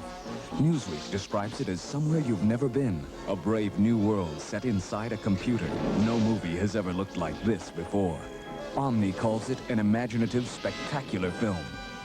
Tron, rated PG, now playing at a theater near you. Check local listings. What a fabulous sight. Al Michaels, Howard Cosell, Don Drysdale, Keith Jackson, Bob Uecker with us as you look down from the Goodyear blimp and now up at the Goodyear blimp, piloted tonight by Warner Roth from Cocoa Beach, Florida. 5-day trip up here. What a marvelous evening. Great day. Temperature very comfortable, mid-70s. Humidity is low. Great feeling in this town. They've waited for this one as you look at Jim Clancy of the Toronto Blue Jays. They'll start to throw. You know, that could have been something. You'd have had Rogers starting for the National League and Clancy from the American League. I mean, conceivably, that could have happened to Canadian pitchers. Conceivably, but Clancy comes off his possibly worst outing of the year. I saw that the other day. He was not happy with that over in Toronto against the White Sox. That was the 16-7 lambasted. Ricky Henderson with a 1-strike count. Now a 2-strike count. 0-2. George Brett will be up 3rd in the inning. He singled in the first, as did Henderson. Ricky coming in to score on a sacrifice fly by Jackson. 1-2. First inning was key for Rogers. There's Ray Knight in at 3rd, having a super year. Al had mentioned Schmidt's slightly pulled hamstring, so Mike's out. And grounded down to Knight, who gets some immediate action. Guns it over to Pete Rose, the man that Knight had replaced a couple of years back at Cincinnati. And Pete opted to go to Philadelphia. Ray with the Reds, and then on to Houston in the Cedeno deal. Seems to me that first inning may be a key to this whole ball game. Rogers in trouble. 1 run in. They had been hitting him effectively. 3 hits in the inning. And in the clutch, he struck out Robin Yount, leaving 2 on. Freddie Lynn flied out his first trip. Gets fooled, comes around, doesn't get it. 0-1. The commissioner, Bowie Kuhn, and Prime Minister Trudeau of Canada looking on from their box.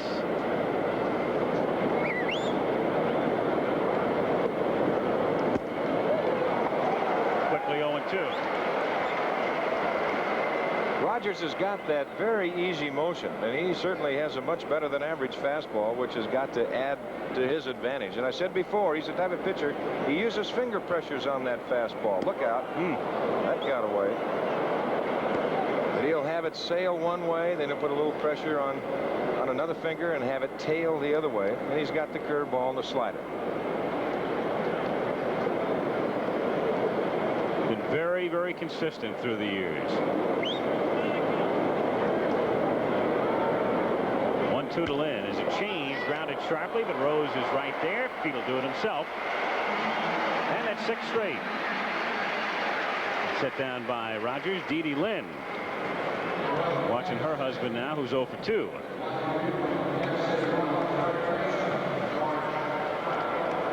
George Brett.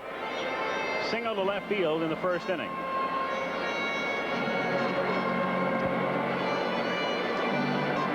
National League 2, American League 1. National League winners of 10 straight, 18 of the last 19. And on top here. Just an incredible, mystifying statistic. You're talking about the 214 average of Brett.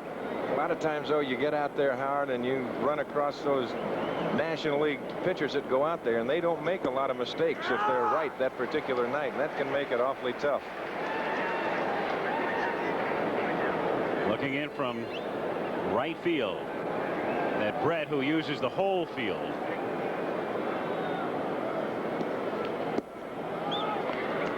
Two and one to count. A couple of different hitting theories right here. We talked about Cecil Cooper and talking with Rod Carew, and of course George Brett is the great pupil of batting coach Charlie Lau of the Chicago White Sox.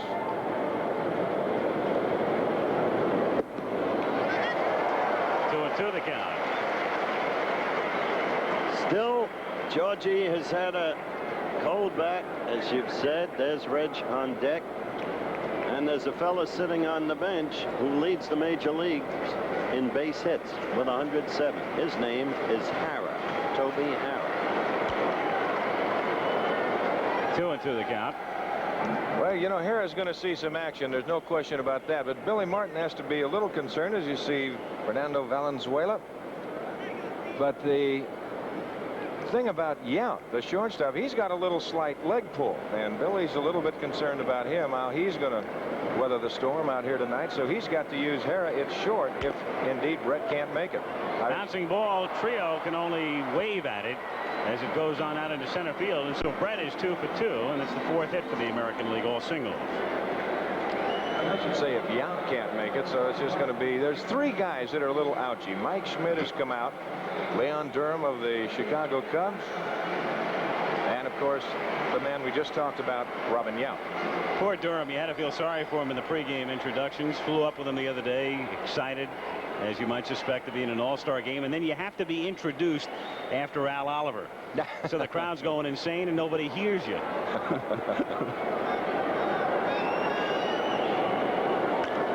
Reggie Jackson popping it up. Knight at third. Ready? And the side is retired. No runs, a base hit by Brett. They strained him. We played 2.5 at Olympic Stadium in Montreal. Nationals 2, Americans 1. Guys, we've got some good news. And some bad news. First, the good news. In shaving tests nationwide, Gillette's Good News disposable razor with micro-smooth twin blades gave men a closer, smoother, safer shave than Bic. Now, the bad news. If you use Bic, you are not getting as close, as smooth, or as safe a shave as with Gillette's Good News. Sorry, Bic. Gillette's Twin Blade Good News. It's bad news for Bic. Right Guard knows a man needs all the protection he can get. Right Guard antiperspirant has an action-triggered formula. Triggered to release protection when your body needs it most. So the more protection you need, the more you get. Action-triggered Right Guard helps keep you dry and odor-free all day. Right Guard sprays solid and roll-on. The more protection you need, the more protection you get.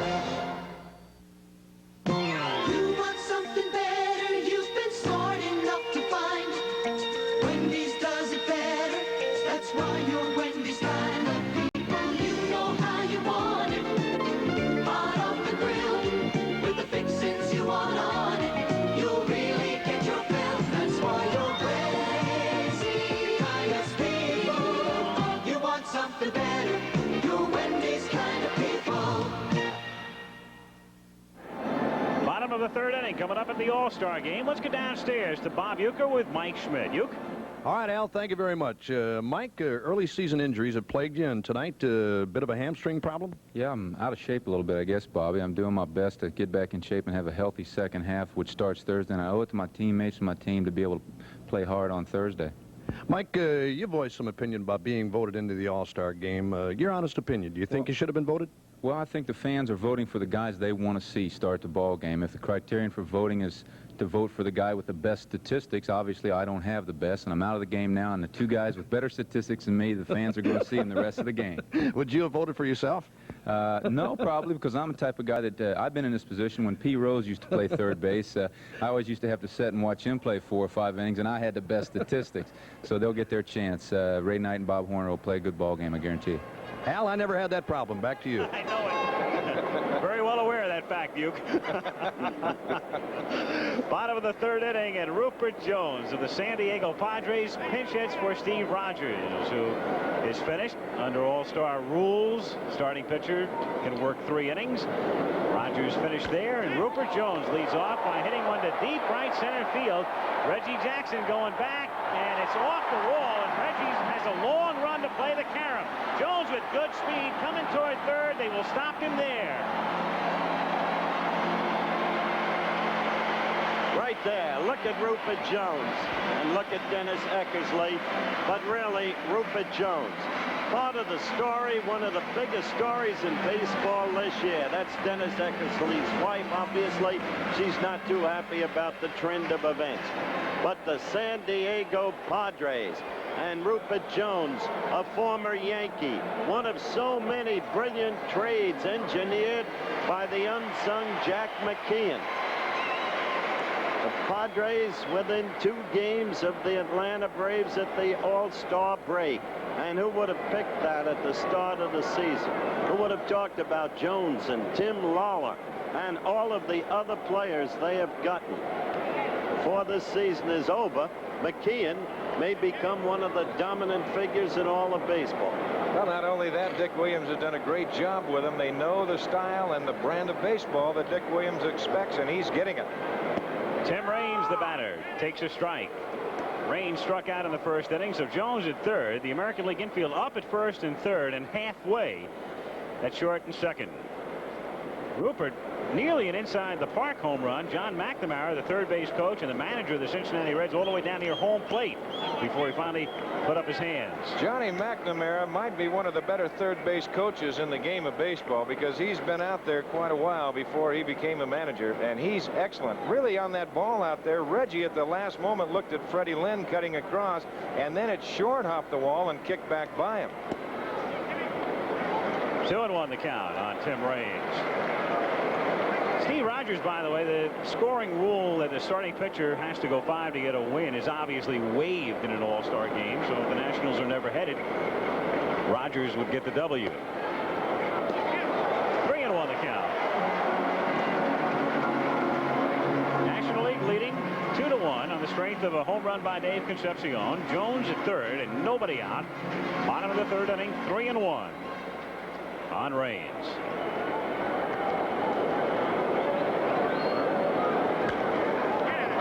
Foul off to the left. Full count.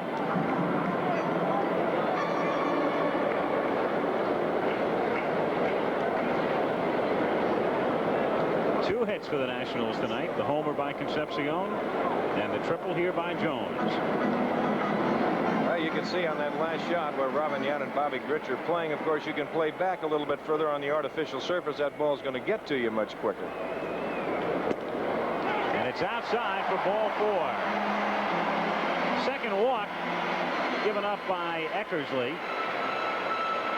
Runners at first and third with nobody out. And Pete Rose, who fly to left in the first inning, coming up. Remember, coming into this game, Eckersley had only walked 23 on the season. Al emphasized his great control. But now, the All-Star game, and the National League seeking to assume early command. Infield looking for a double play. They'd give up a run if they're able to turn it.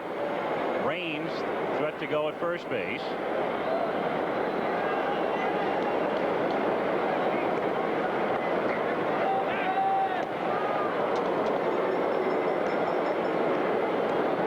Eckersley's got a better than average move over there, and the thing I think that makes Dennis's move valuable to him is he can throw from any position.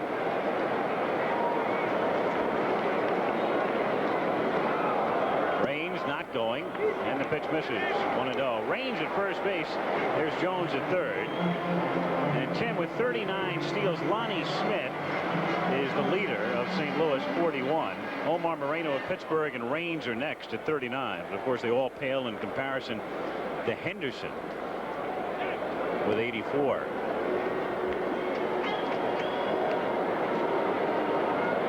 You fans can see the seams in the artificial carpet. Another matter of some controversy prior to this game. There goes Raines, a huge jump and no throw. Just doing the wise thing, holding on. He had not a prayer. Now that is the only problem that Dennis Eckersley will have, is he has that high leg kick, and boy, that is just inviting all kinds of trouble. And when you get a man at first base who can run a little bit and you have that high leg kick, there you see Raines, Eckersley starting. They have no chance whatsoever. Dennis has another problem, getting the hitters out.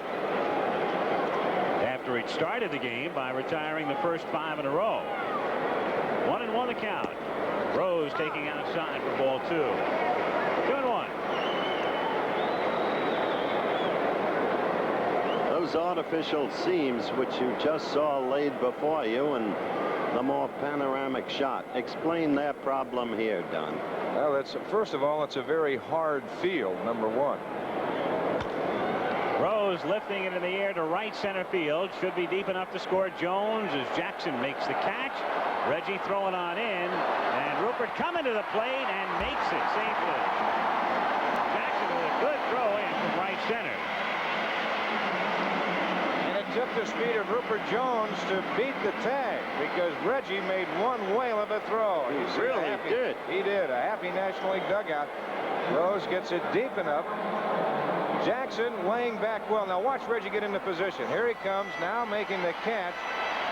And his throw is right there to Carlton Fisk, who had to go out to meet it so he would not be short hopped. And Rupert Jones, as he comes around to the other side of the batter's box, you can see him coming around and Fisk going out to make the catch of the ball in the air, but then the tag is too late. Doug Harvey right there in good position to make the call. I haven't seen Reggie make a throw like that in years. I was just going to say the same thing. Years. Been a long time. Been a long time. Reggie's always had a good arm. He's always had a good arm. That's very true. It's just a question of trying to get, not having to be so erratic at times. Andre Dawson at the plate and a throw back to second. Now, I'll tell you what Bobby Grich will do as he talks with the second base umpire, John McSherry. If he sees a man coming back head first, that he will just use that as a gauge because he'll put the pickoff play on again. And then when the pickoff play is made, he goes down to that right knee and they cannot get back in there. He's a tough competitor out there. Boy, he'll put his nose right in the dirt with you. Dawson standing in. National League leading 3-1. 1 out in the third. Raines at second. Out away. 0-1 the count.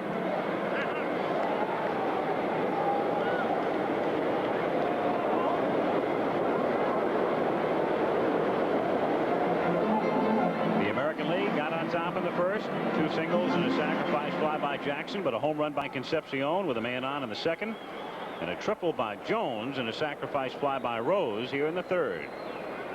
3-1 National League. 0-2. Eckersley ought to be in as good a shape to start this game as anybody. He pitched last Friday, went 9 innings. He lost that ball game by a score of 4-1. As a matter of fact, all 4 of the starters on the American League club lost their last outing. Eckersley and Bannister pitched Friday, Guidry Saturday, and Clancy on Sunday. Dennis to the plate 0-2 and a check swing foul over by the commissioner's box.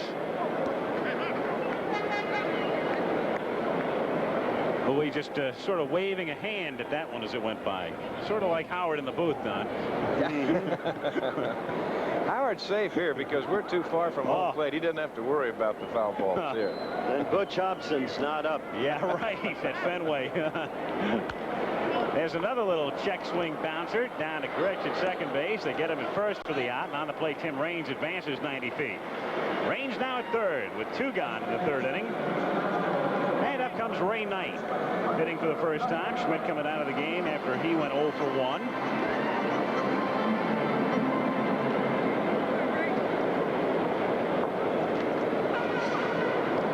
Fisk and Eckersley will get together. What a year he's having. Solid player. You hit the way he's hitting in the Astrodome, you're hitting. That's right. You can always throw out the home run stats for the Astros. You're not going to hit very many down there. Knight, 3rd in the league in hitting. Raines at 3rd. Great speed. 2 down. 0-1. This place would erupt if Tim decides to steal home. Well, Dennis Eckersley knows about the speed of Raines. You see, he's not pitching from a windup. He's going to continue to work out of that stretch, so that'll make it a little bit tougher. And, of course, Brett has to play back at 3rd, and you've got Young having to play a little deeper at short, so that whole left side is back. Knight popping it up. Bobby Gritch getting underneath it, and that's that in the 3rd inning. But the leadoff triple by Jones pays a dividend. A run, a hit, leave 1 end of 3. It's 3-1 National League. It's a special thrill to be the star of the All-Star Game in front of your hometown fans. Al Rosen, now general manager of the Houston Astros, was the star of the 1954 game in Cleveland. My greatest thrill in the All-Star Game was the 2nd home run I hit in 1954. Johnny Antonelli, the pitcher, Roy Campanella, the catcher, and as I rounded 3rd base and came home, Roy was standing there to greet me and said, "Don't tell me you're not the best guess hitter in the game today. Nobody could hit that pitch out had they not been guessing."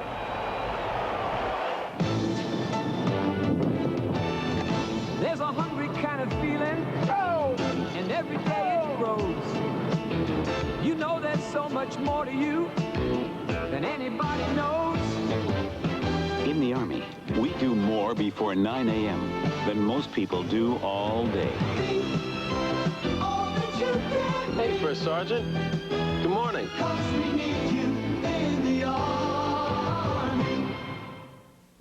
When it comes to low fares, make no mistake, Greyhound, America's travel leader, is still America's great travel value. Nobody can take you there for less than Greyhound. Nobody. Plus, Greyhound's going more places more often than anybody else. When you can go with a leader and get an unbeatable low fare, why travel any other way? Go with the leader. Go Greyhound. Nobody goes for less. You don't have to put up with hotel excuses like the maid, the TV man, or the plumber is gone for the day. Because Holiday Inn gives you this no excuses guarantee.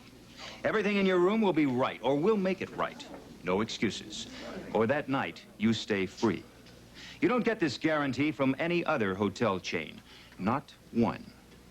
So, let us take care of you. Holiday Inn gives you a guarantee, not excuses.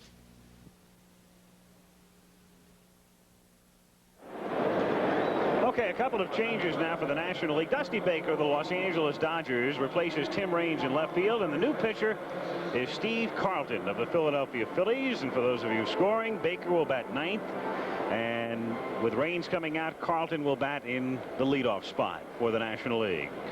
So lefty, as he's known in Philly, coming on here in the 4th inning after Rogers had limited the American League to 1 run through 3. Cecil Cooper at the plate, base hit in the 1st inning. 1-0 the count.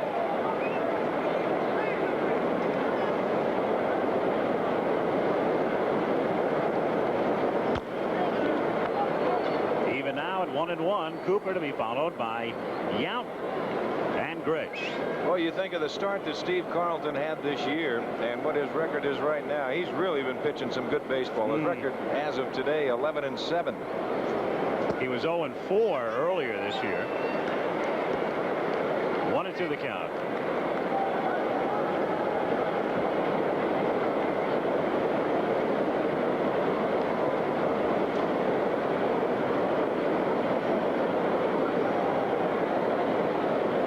2-2 to Cooper. Breaking ball. Carter ready to whip it around, but Harvey says no, sir. Coop was a little worried about it. Looked back, checked the call. Fouled away.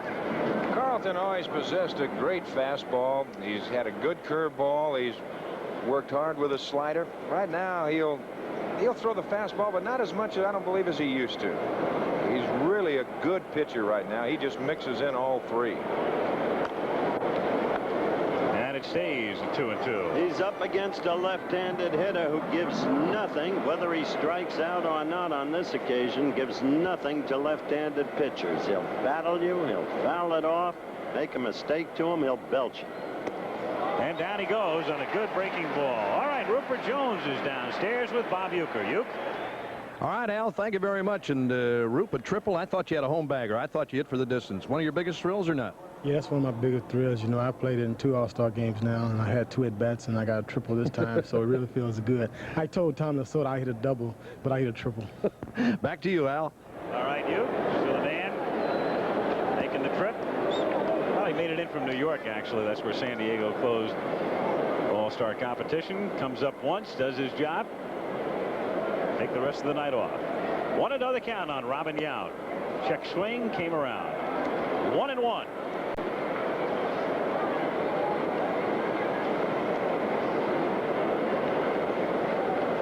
Yount struck out in the first inning. Grounded foul.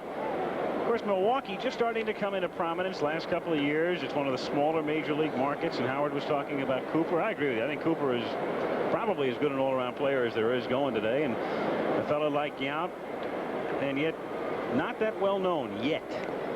Fouled away. Well, we just had Al Rosen on with his 2 home runs. As you look at angular David Winfield of the Yankees, his 2 home runs in the '54 All-Star game. He and Bud Selig, the Brewer owner, were with me today, and another ball. And they were both saying, why don't we have a split season this year? Milwaukee's in first place by 2 percentage points over Boston. And, of course, Rosen would like Houston to start the season over. You just saw Raleigh fingers, of course. Key man out of the Brewer pen. 3-2 the count.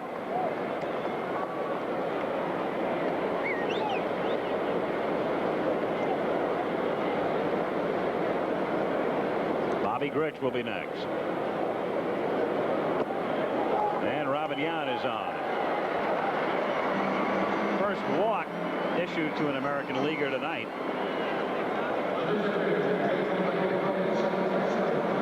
Bobby Grich coming up. Don has talked to you about Bobby Grich, whom he knows so very well from when Don was the voice of the California Angels. And you talked about what a digger he is, what hustle, what a competitor. One of the great things about this kid is his power to the opposite field. Oh, he's got a lot of power to the opposite field. You get a fastball up over the plate, he'll just ride it right out of here.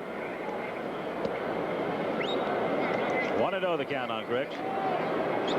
You were talking earlier, Howard, about the seams, and of course I talked about the very hard surface here in Montreal. Also, the seams create a problem because it'll make that ball move a little bit on those infielders and outfielders that happens to hit that seam in the right spot.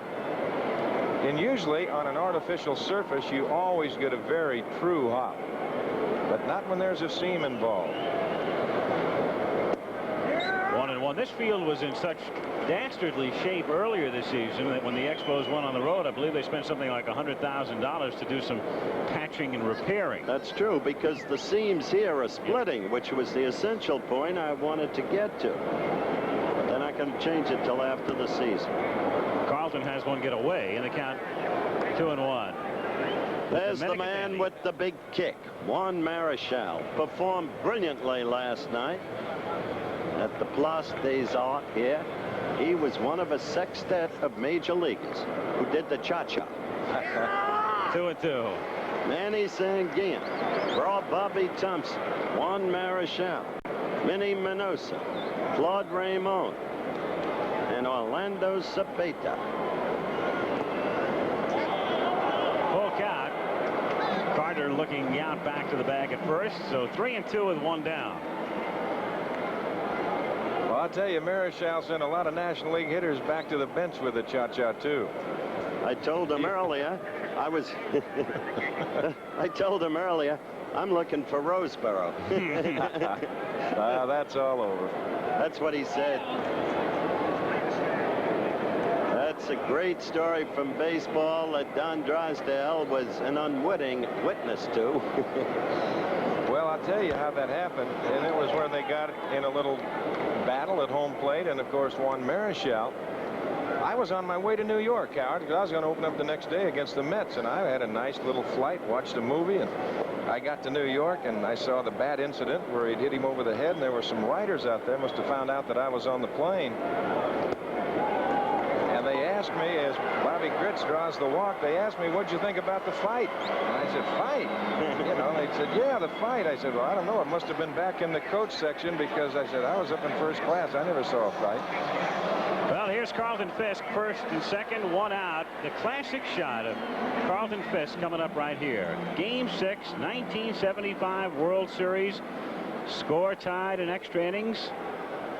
To left field. Is it fair? Is it fair?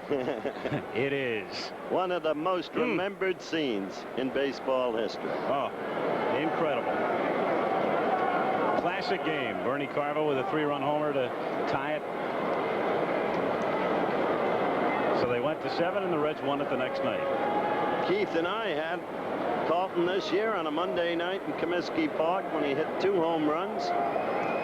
They came from way behind through Carlton and beat Oakland that night. 1-1 on Fisk. Controversy in Billy. In the New York papers today about Carlton, he said, we play this game for fun. I believe his remarks were taken out of context, as the article sought to connote that he didn't care about winning. Well, that's completely wrong if you know Carlton Fisk. Exactly the point. That's the point. Fisk at the plate, 2-1. American League trailing 3-1 in the 4th inning. They have Yount at second, Grich at first, 1 away.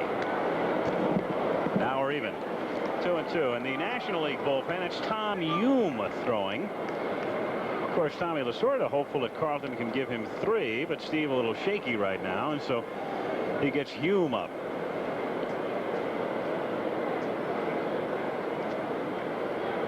2-2 pitch upcoming. Got it. So 2 down, both on strikeouts. And this program being brought to you is an exclusive presentation of ABC Sports. Let's pause 5 seconds to allow our local stations to identify themselves. WPVI TV, Channel 6, Philadelphia. Back in Montreal, Andre Thornton coming up for the American League. They trail 3-1. Tying run at first base, 2 down, 4th inning. Thornton, a late addition when Carew took himself out of the game. That opened up spot 28, and Andre filled it. He should have been there otherwise. He should have been there in the first place. One of the great human interest stories in the whole history of baseball. His stats, which you just saw graphically, speak for themselves. Man who, in a tragic automobile accident on an icy road, lost his wife and daughter. A man who, with great faith, deeply religious man, came back from that. Then 2 knee operations. And then a broken hand on the first pitch of spring training. Still another season lost. And everybody wrote him off. And look what he's done this year. Only one man with more ribbies in his league. That's Hal McRae. And only one man's hit more home runs. That's Gorman Thomas. Grounded to third. It's a foul ball. Foul ball is the call. Very close. Ray Knight trying to coax it fair, make it look like he's able to make the play on the bag. Well, Ray was trying to block that third base umpire if he could, but that call is for the home plate umpire, and Doug Harvey right there. And he said, no, you don't, Raymond. No. Let's look at it. Both umpires called it foul, but Don's right. It's the home plate umpire's call until the ball gets to third base. There you take another look at it, and indeed it was the correct call. Yes, it was. But he play acted it well. Trotted right on in. Count now 1 ball, 2 strikes with 2 out in the 4th inning.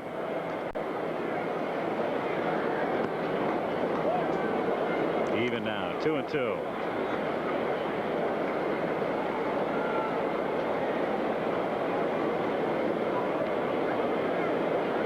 Carlton's 2-2 pitch, swung on and missed, and so Steve walks 2 but strikes out 3.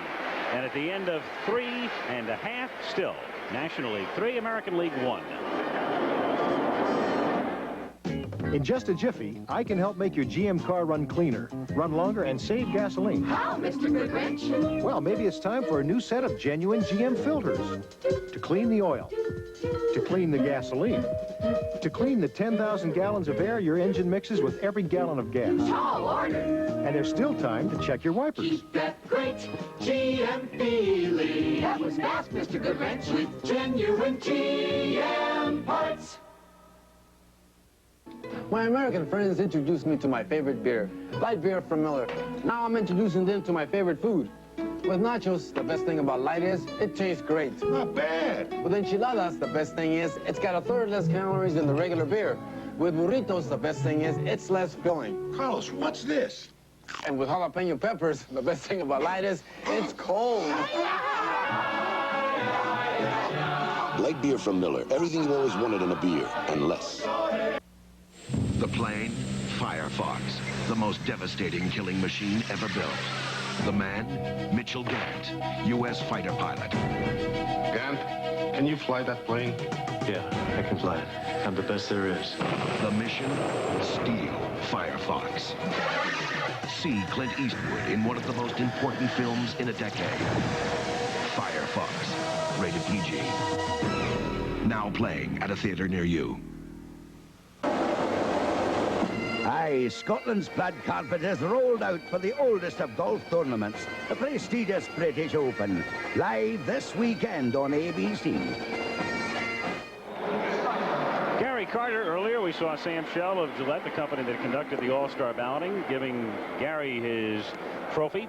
Top vote getter. Think back last year, Cleveland, right after the strike was over. They started with the All-Star game, and off Ken Forsch of the Angels, he hit this one in the 5th inning, and then he duplicated the feat with Ron Davis, then of the Yankees, on the mound. 2 home runs last year at Municipal Stadium, and the All-Star Game MVP, Gary Carter of the Expos. The Winfield Foundation in evidence here in Montreal.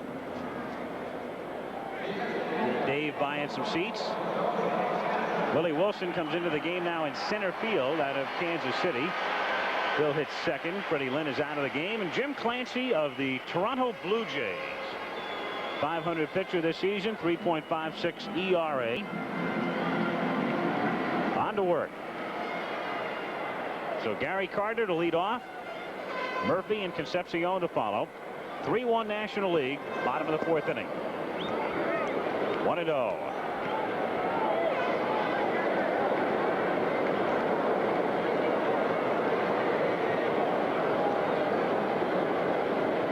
Carter grounded out in the 2nd. 2-0 the count. Duke Snyder, the honorary captain for the National League, gets to coach 1 inning at first base. There he is on the lines. My boyhood idol. Love that man. His wife Beverly's in town with him. Grounded to short. Yaup to Cooper. 1 away. Downstairs, let's check in with Bob Uecker and Steve Rogers. All right, Al, thank you very much. And Steve Rogers, a good performance tonight. You left with the lead. What about the Expos this year, Steve? Well, I tell you what, we've been a little inconsistent the first half, but we know we've got a heck of a lot more talent than the way we've played. And what about this is Ice Pack, folks? Well, I tell you what, this is believed in and has had results by the Montreal Expos, and so we ice down after every time we throw. Steve, nice going tonight. Al, back to you. All right, Uke. Dale Murphy is the batter for the National League with 1 out. Bases empty in the bottom of the 4th inning. Murphy walked, and he was aboard when Concepcion homered in the 2nd. You know, I think what's one of the big parts and one of the fun parts about the All-Star Game, and a fan that ever thinking about coming to any All-Star Game, if you get a ticket, get there early and watch batting practice. Boy, they put on quite a show. This young man right here can put on a show for you. As a matter of fact, yesterday they took batting practice on an off day for all the clubs, of course, during the All-Star break. 28,000 people showed up. That's right. They had an open workout for both clubs, and they had a good crowd here. 2-2. That should become traditional, no matter where the All-Star Game is held. Floyd Bannister of Seattle. What a marvelous year for the Mariners thus far, loosening up for the American League. Crazy races right now. National League West looks like it's upside down. Seattle's in the thick of things in the American West. Foul back. Nancy Murphy and the younger Murphys enjoying the All-Star Game in Montreal. Their man leading the majors in home runs.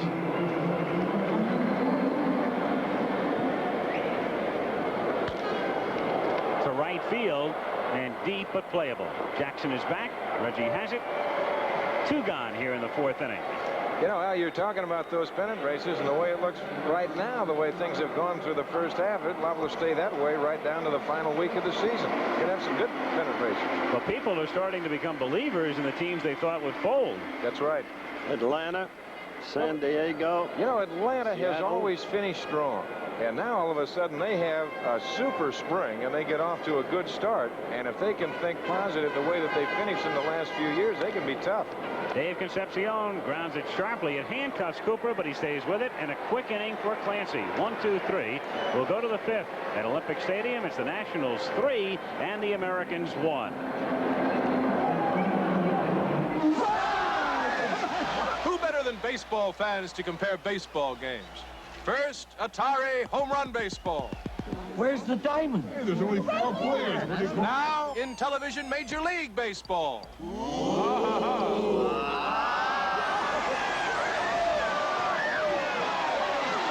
What'd you think? He was out by a mile. Out by a mile. In television baseball, I think it's the closest thing to the real thing.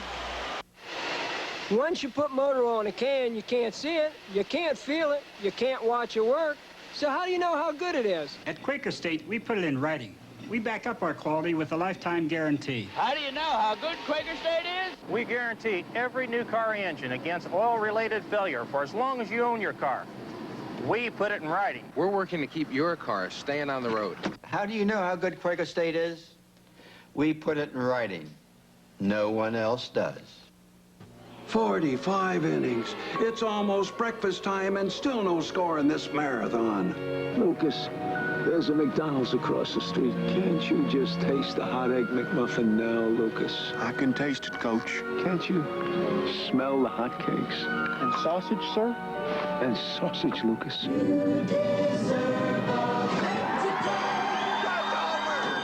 get up this morning and get away to McDonald's. Come along with ABC. We're reaching out, it's you and me. Come on along with ABC. Come on along with ABC. Olympic Stadium glowing in the warm Montreal night. 59,000 and change looking on here. The All-Star Game, the 53rd. So far, the folks are happy. Their club leads, Nationals 3, Americans 1. 5th inning, Ricky Henderson of Oakland takes a strike from Steve Carlton. Willie Wilson is on deck, and then we'll see George Brett. Henderson scoring the American League run in the first. 1 for 2 on the night. Yeah, Billy said he was going to run them wild. I don't know how. This is the only runner he really has on the team. Cooper has pretty good speed going to first, as he proved on his infield hit. Man coming up next can run, too, though he's been hurt part of the season, Willie Wilson. Yeah, he's in there now, so he has the speed. 1 ball, 2 strikes on the crouching Henderson. who hits it into right field for a base hit. So now we'll see if they go to work on the bases. Ricky 2 for 3 with a base hit. Sparky Anderson coaching first base, and up comes Willie Wilson. Well, the first thing that Sparky's got to be telling Ricky Henderson at first base that, hey, be alive on this big guy, because he's got a good move. You could almost read his lips, exactly what he's saying. Ricky, I know you know the American League, but this guy has something special right now. That's right.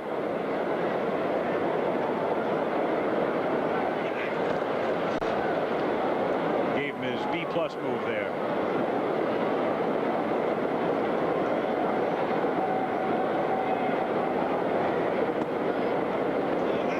1-0 the count. You think they don't have a little part of a relay team going right now? Henderson at first and Wilson at the plate.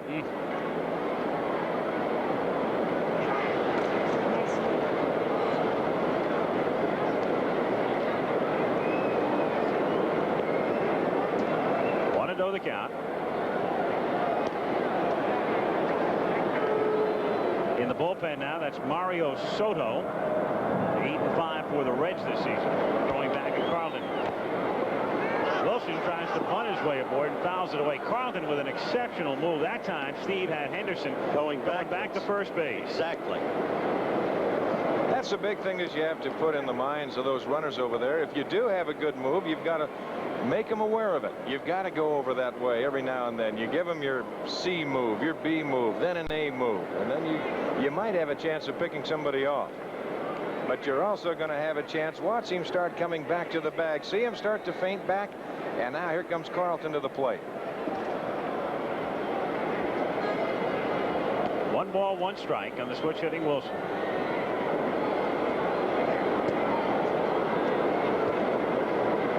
Almost in slow motion that time, like he's prone to do. Well, that's the way a left-hander, you can come up with a good move that way. If you can have the body balance and you have the right kind of mechanics and you can balance on that left leg, you can hold those runners right there, because you don't have to commit yourself coming to the plate. The only time you have to do that is when that right foot comes back behind the rubber. Then you've got to go home. Comebacker. Carlton to Concepcion and back to Rose. They turn a double play. So you've got Henderson at first and Wilson at the plate, and you still get 2. Well, that little man at shortstop turned it over well, and he got a great throw from Carlton. Carlton just kind of took his time for a moment. Watch the ball hit back to him. He's got it now. He looks down, taking a little time, gets a good grip. Look at the throw right there to Concepcion, right where you want it. And they double up Wilson with ease. And they had Willie running from the right side. Right. Which makes a big difference. Buddy Bell. Buddy Bell hitting for Brett here. Brett was 2 for 2 while he was in. Half swing and a miss. 0-1. Oh, there's a great camera. There's a... Now you can sit back and enjoy that shot right there and just watch the way Carlton works. 1-1 the count. Alan Roth working with us in the booth tonight. Watched All-Star games for years. Buddy's dad, Gus, former member of the Cincinnati Reds. Great player in his own right, as it's hit foul, just out of play. 1-2. Saw Gus in the lobby yesterday. Follows Buddy around. He looks the same, doesn't he? He really does. He looks in great shape. There was a year when Gus, Wally Post, and every member of the Cincinnati Reds voted on to the All-Star team. That's when they took the balloting away from the fans for a while. 2-2 the count. In the meantime, in the 4th inning, Carlton had some apparent trouble, walking 2 in a row after striking out Cooper. Then he found a sinker, worked it beautifully, and fanned Fisk and Thornton consecutively. Watch that curve, right, that slider. There's the slider in there. Then he'll come over with the curve ball, take just a little bit off, move the fastball outside, move the fastball in, back you off. Look at that. And struck him out. So no runs, a hit, and nobody left on. Keith Jackson will have the play-by-play for you the rest of the way. We're halfway through, middle of the 5th. National League 3, American League 1. If you care about your pictures, you'll flip over Kodak paper. Because for a good look on the front, it helps to have Kodak paper on the back. Kodak paper. It's the only paper to flip over. So to help your pictures look their best, come to a store that cares enough to use Kodak paper. And you'll flip. Just ask for Kodak paper where you see this sign. And start flipping. There's more to John Hancock than life insurance. In my business, creating something new isn't enough. It has to be what people want. That's why the John Hancock companies constantly develop new financial services that people like me really need. Everything from employee benefits programs to mutual funds, even auto and home reinsurance. When John Hancock offers something new, there's a future in it. John Hancock. We can help you here and now, not just hereafter. When Sears puts a muzzler on your car, we'll stand behind it, no matter what. Year after year, mile after mile. If it fails, we'll replace it free. Yet the muzzler muffler's only $24.99 installed in only an hour after you're okay or the labor's free. And if you need your brakes fixed, have confidence. Sears can fix them the day you come in or the next working day. At Sears Tire and Auto Centers, we install confidence. You can count on Sears. We're about to witness a most extraordinary scene. We've explained to you earlier that part of the very rich baseball heritage of this great and continental city, Montreal, was lodged in the advent of Jackie Roosevelt Robinson into organized baseball in 1946. Mrs. Robinson has told you of the great happiness she and Jack found here during that year. Now, as a tribute to that heritage, you're about to see a special ceremony. Mrs. Jackie Roosevelt Robinson, Rachel Robinson, together with Jackie's close friend, the captain and shortstop of the Brooklyn Dodgers, Harold Pee Wee Reese, escorting her, moving out to the pitching net. The crowd having already been apprised by the public address announcer of the occasion and what's happened.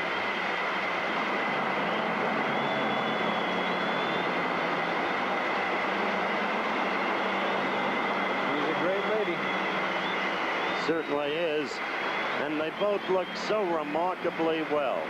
Now in their 60s. The doty little captain who belongs in the Hall of Fame, and Rachel Robinson.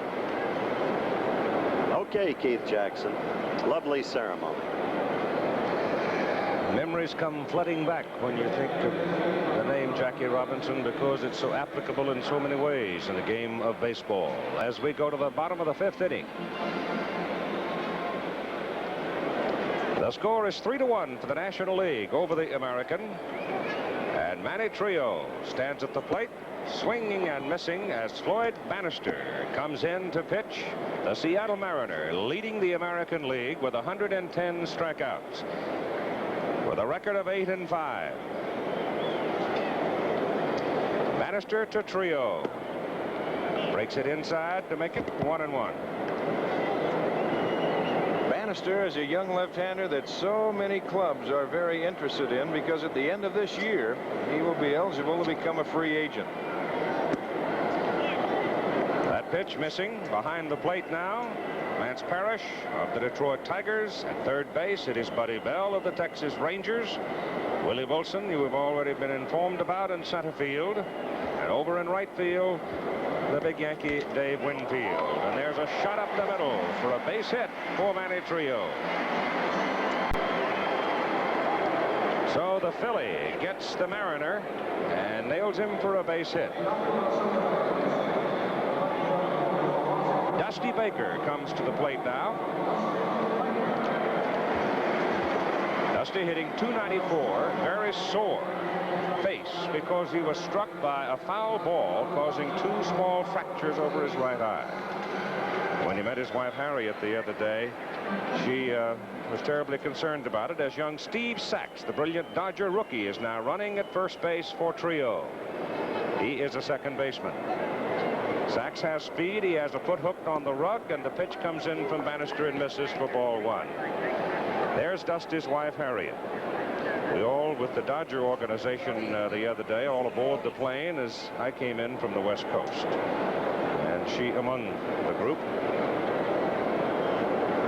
Sachs dances, and Bannister misses outside. With the National League on top of the American 3-1 at the bottom of the 5th inning, and threatening right here to get some more. Having Baker in the number 9 position, you'll go back to the top, and you're going to be looking at big Bob Horner of the Atlanta Braves. As Sachs goes, the throw from Parrish. He's out of there. Oh, I'll tell you, Parrish threw a seed. Oh, he's got a gun behind the plate, and you have to have an extraordinary jump to steal a base on him. Look at this throw to Bobby Grich right there. Looked like Steve came up a little short. And there's big John McSherry right there to make the call. Sachs had a decent enough jump, but you're right, he did start a little soon. And he was a dead duck. John McSherry standing on the plate to make the call. And now Dusty Baker hits a high fly ball out to the left side.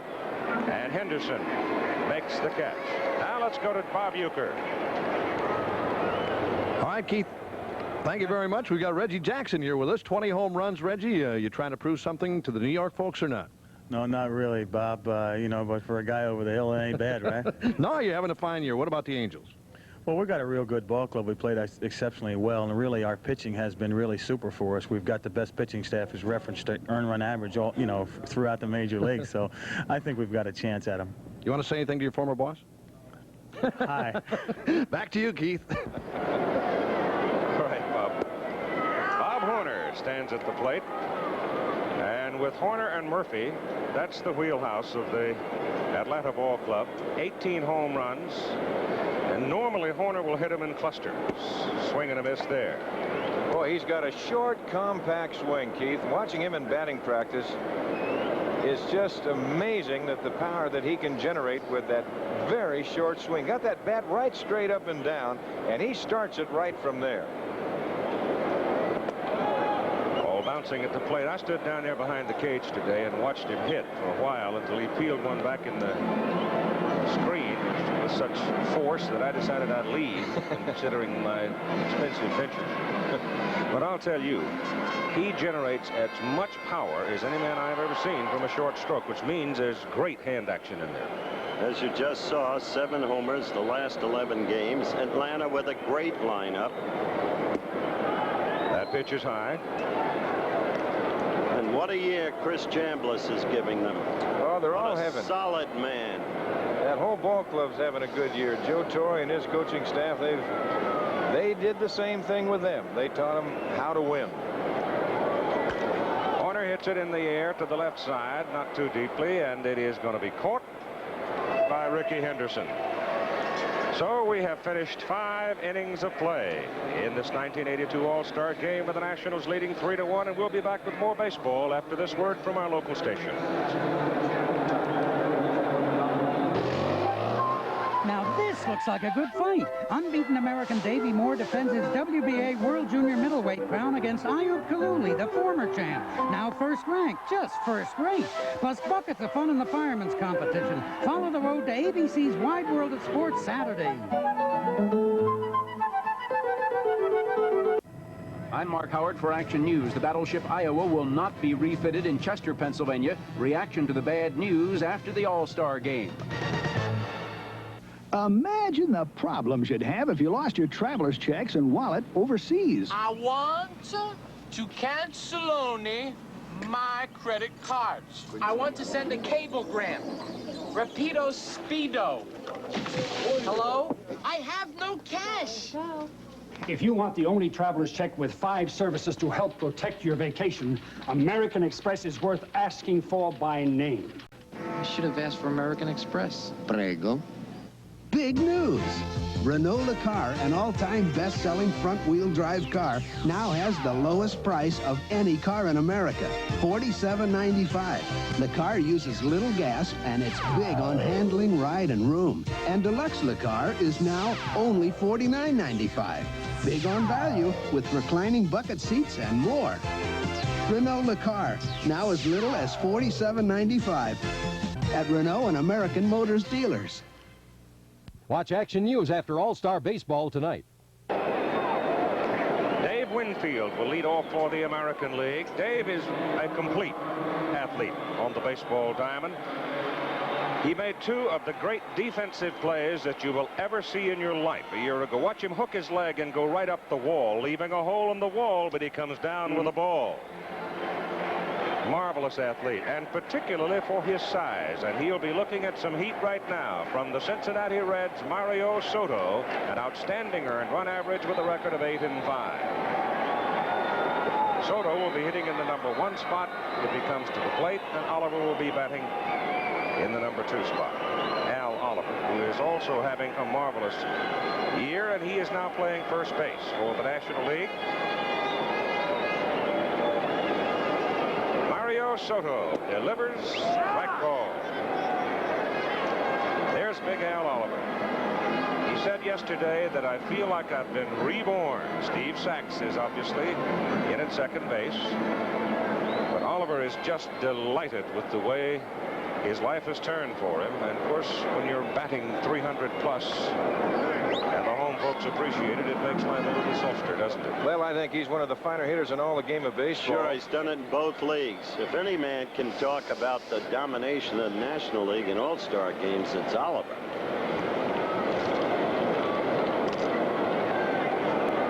He's been there for both. A 2-strike count. Winfield shoots it up the middle. Base hit for Big David. The American League pecking away at the National League pitchers, but the long ball has been the primary difference in the ball game to this point. And now here comes Eddie Murray of the Baltimore Orioles. And you deal in superlatives when you talk about Eddie Murray. Well, they were talking about maybe Cooper not getting all the acclaim that he should be, being in a small market as Milwaukee. Here's another man who you talk to American League pitchers and mention Eddie Murray, and they will shudder a little bit too. Well, in the beginning, they knew how to pitch to him. He was just a fastball hitter, but he's not that anymore. He's a complete hitter now. And being a switch hitter, the thing that makes Murray so valuable, he's got such good power from both sides. 1-strike pitch is Winfield. Edges off first. And Soto comes out and gets ahead immediately on both hitters. He's not going to finesse you either. He's going to come at you hard, and you may as well be ready. He was a bit bullish in his all-star selection the day after they picked him. He said, I want to inform manager Lasorda that only Steve Carlton maybe should start in front of me. Well, he is the third man.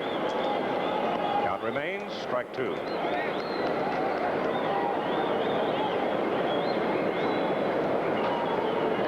I guess the combination of Murray and Singleton as switch hitters in the middle of the Baltimore lineup is as good as it's ever played as far as switch hitters are concerned. They are just dynamite. And Baltimore is now back in the hunt in the American League East. Soto comes inside with a pitch. However, there is no Baltimore pitcher here this year, and that doesn't happen very often. Well, no, we saw Scott McGregor's name on that list that has been excluded. He's having a good year, but don't count the birds out. I'll guarantee you that. Mr. Weaver will find some way to get him there. That ball is hit in the air to the right side and playable. Drifting into the corner and waiting is Murphy. And Dale makes the catch. Winfield bluffs and holds at first base. 1 out. The thing that makes them so dynamic, those two you were talking about, Singleton and Murray, is that they both are switch hitters, as you mentioned, but they're both good power hitters.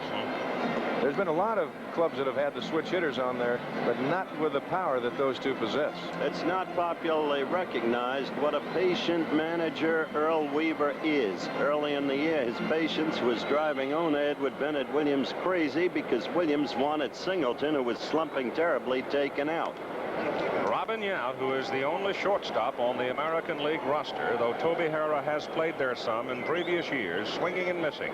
And Carl Yastrzemski has moved to the on-deck circle. Earl stayed with Singleton, net. Singleton is hitting the way he can, and he and Murray are what Keith has described. Tremendous switch hitting combination. Pitch is inside to Yount. There's Yaz. What a fine man. And what a job Ralph Houck has done with the Red Sox. We'll see them Friday night here on ABC. Ralph's up in Vermont with his wife Betty, taking 3 days off. They let the whole Red Sox team have a 3-day vacation. They've been in a relatively mild slump, and they thought that rest would help the whole team. Soto chases Winfield back.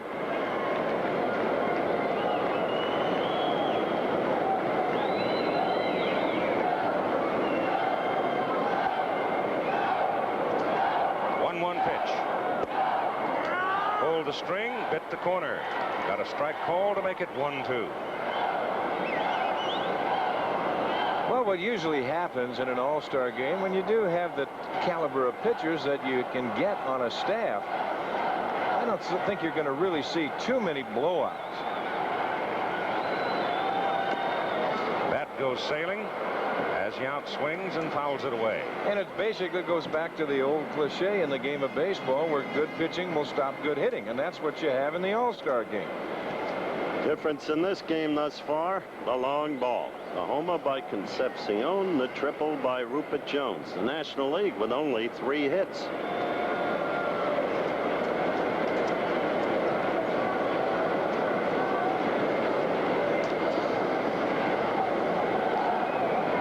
Alive at 1-2.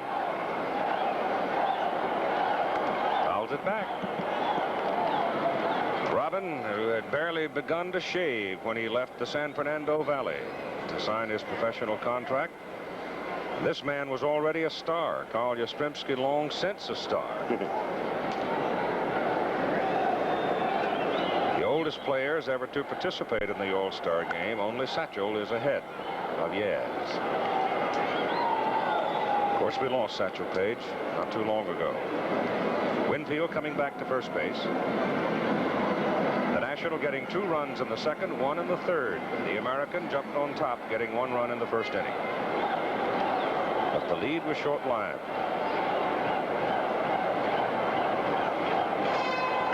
Soto's heat.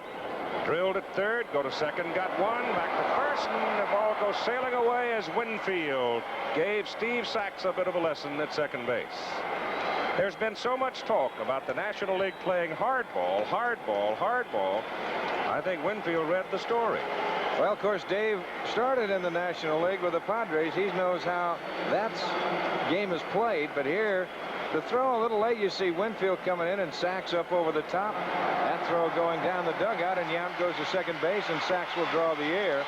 That will be the first error of the ball game, and the hand in the background, and a standing ovation for Carl Yastrzemski.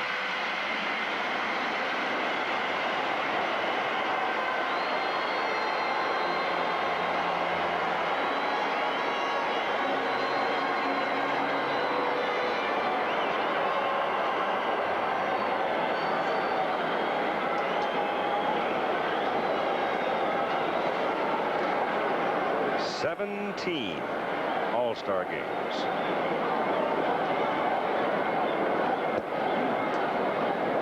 You don't just get to that many All-Star games by compiling numbers. There has to be more to it. Of course, there is so much more to him.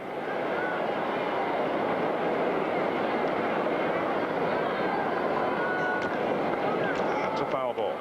Well, you look at that helmet that Yaz is wearing, and that ear flap, that hole is a little bit bigger than usual because on the regular helmet, that hole is very small, the one that is exposed to the pitcher. Yaz uses one, and he has it cut bigger because he can't hear.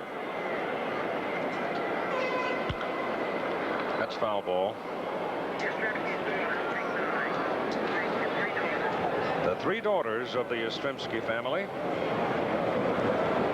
Son, quite a baseball player, down in Florida State.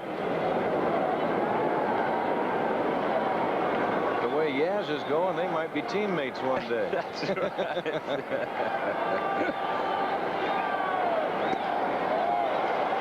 Soto blows him down. So Yastrzemski strikes out.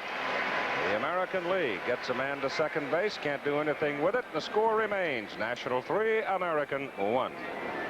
Here's to good. Hey, how you doing? Hi, Jim. Hey, what's up? Well, I thought it was about time I paid you back. Paid us back. Pay us back for what? Last Sunday when the Palmers dropped in, you loaned me some beer. Well, Jim, that was beer. This is Lowenbrow. Well, let's call it interest. When you want a taste of a truly great American beer, tonight, let it be Lowenbrow. You know, Jim, I've been thinking.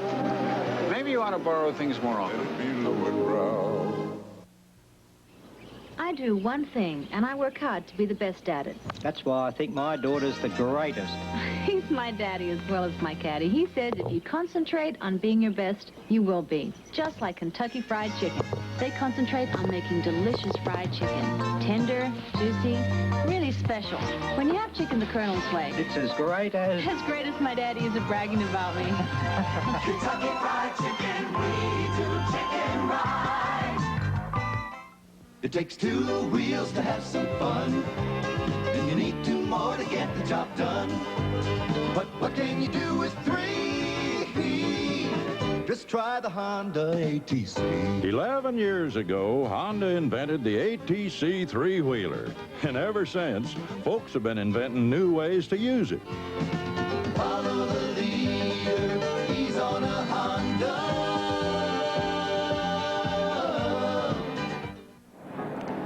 Pete Rose, a very unforgettable moment took place in All-Star Game history back in 1970 in Cincinnati. And as we run it up here, I wonder if you'd talk about it and describe it. Well, I'm running third. Hickman got to hit the center, and I start to slide head first right there, but I saw I couldn't be safe because Fosse was blocking the plate, and it was my advantage because he was reaching for the ball, and I happened to hit him at the right time, and I scored the winning run in an extra inning ball game. And I missed 3 games, but unfortunately he separated his shoulder and played the next month with that, and it sort of ruined his career. But I think you have to try to do anything. I think that was a clean slide because of the way he was positioned at the plate. You're no catcher, you know what I mean. And I didn't try to hurt anybody because he was at my house till 3 in the morning the night before, and I was just trying to be safe playing in Cincinnati. Thank you, Pete. Back up to you. Now that is a bird's eye view. Take a look. I hope they got a rope around the ankle. It's a little scary. We never had that at the Olympics. Well, from way up there, that tiny little figure down at the plate looks tiny to them, but it's Al Oliver, and he is a big man in Montreal. And on the mound, Quisenberry now. From Kansas City, the Royals submarining right-hander, and that's chopped down the line. It's going to go toward the corner. Al Oliver turns, and he's going to second. The ball gets loose. He's turning second base and going to third. And he's there standing. Did the seam play a role there? I don't know. The ball took a funny squirt.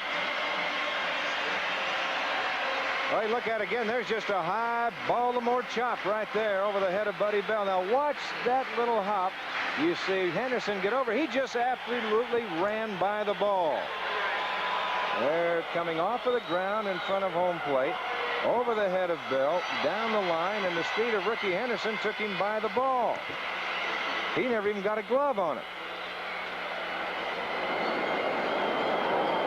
So that is the second triple in the ball game for the National Leaguers, and Andre Dawson now with an opportunity to increase the National League lead.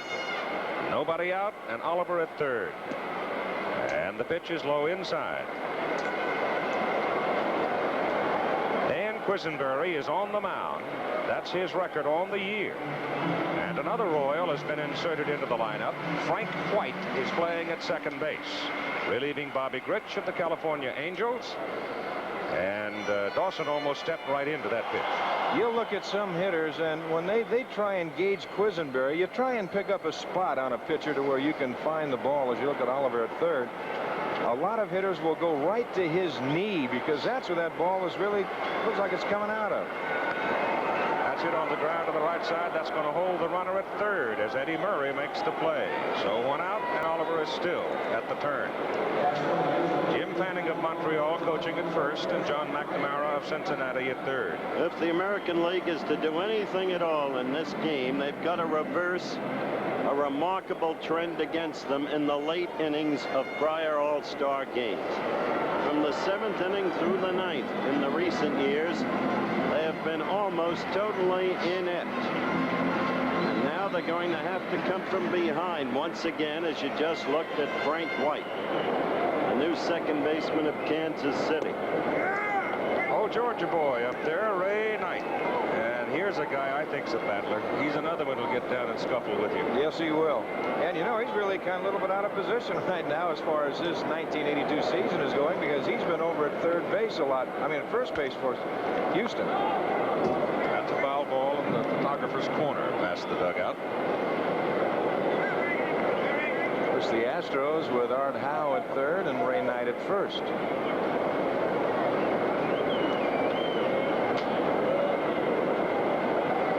Carter is the on-deck man.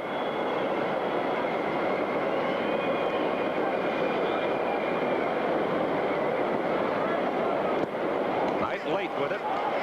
Ray Knight strikes out. Well, that goes back to a statement that I can think of the California Angel manager Gene Mauch making to me. He says one thing that he likes about Quisenberry, and you've got to respect him for it, he can close you down in the late innings. He knows how to pitch, especially the 9th. He can shut the door on you.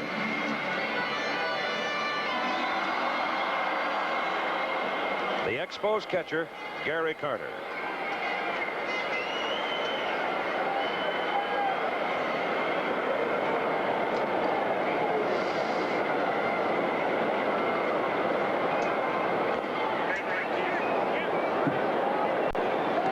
Secretary of State designate George Shultz testified today before the Senate Foreign Relations Committee on the first day of his confirmation hearing.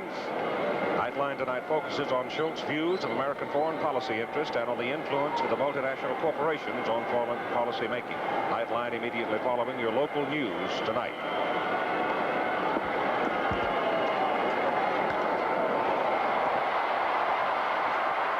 Didn't catch it. Oliver scores from third, and it's a 4-1 ball game. Willie Wilson did not get a good jump on the ball at all. He certainly didn't, and it's still another evidence of the National League doing what they have to do when they have to do it. Big, big insurance run. Great effort right here by Wilson, and boy, it's hard diving on that artificial surface. Carter comes out now, and Tony Pena goes in to run for him. The young catcher from Pittsburgh. Boy, is he a dandy. National now with 5 base hits. Don't ever think catchers can't run either with Mr. Pena. This guy can haul it. How do you like the way the Pirates have come? Charging. That's foul ball. Big figure in their resurgence. Pena, Dale Berra. Dale Berra, absolutely. The return of Dave Parker, who had 2 home runs in 1 game just a few remarkable games back. pitching by Don Robinson. Oh, yes. It's really been something. Oh, I could see that happening the first week of February at Bradenton. His arm clearly was right. Murphy swings and misses. Quisenberry, of course, like Kent Tekulve, brings the ball underneath. Tekulve, in explaining the physiology of it, says it's the least demanding pitching motion because the muscles continue to rest on the bone structure. You don't relieve them off. The runner going, Pena in there, safe. Well, that's just what I was talking about. Don't ever think that catchers can't run, because this young man can take off and steal any base for you. He just comes out from underneath his cap, and you've got that gun of Parrish behind the plate. He didn't get a clean throw away. It was a little bit to the inside, and White had to come back, and he had to come around. And Billy Martin's going to go out and talk with McSherry.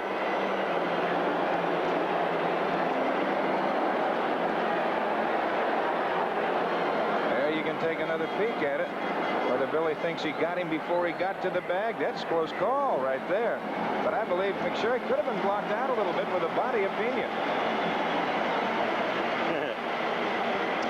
Well, McSherry had but he was coming from looking at it from the same angle that Martin was. Martin's had a lot of that kind of action this year. Nothing but frustration. Watch closely. I don't know. Close call.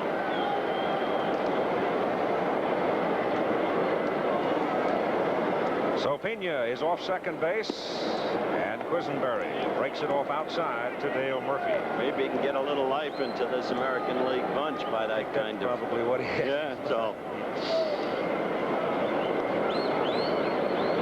Here's another big kid that's fun to watch in a batting cage. Yes, sir. Boy, does a ball jump when he hits it. That's a sharp shot with a third baseman, Bell. Bell scoops it and throws it and gets him just barely. So the Nationals had their lead to make it a 4-1 ball game over the Americans. And the name Dave Parker of the Pittsburgh Pirates came up a moment ago. My goodness. He's had his moments in this baseball classic as well. Dave Parker's career troubled by injury, but when the Pirate star thinks about the All Star game, he will always remember saving the 1979 game for the National League. You talk about an arm. Remember this. The throw that I made in the 1979 All Star game, where we're going into the bottom of the 8th inning and the score is tied.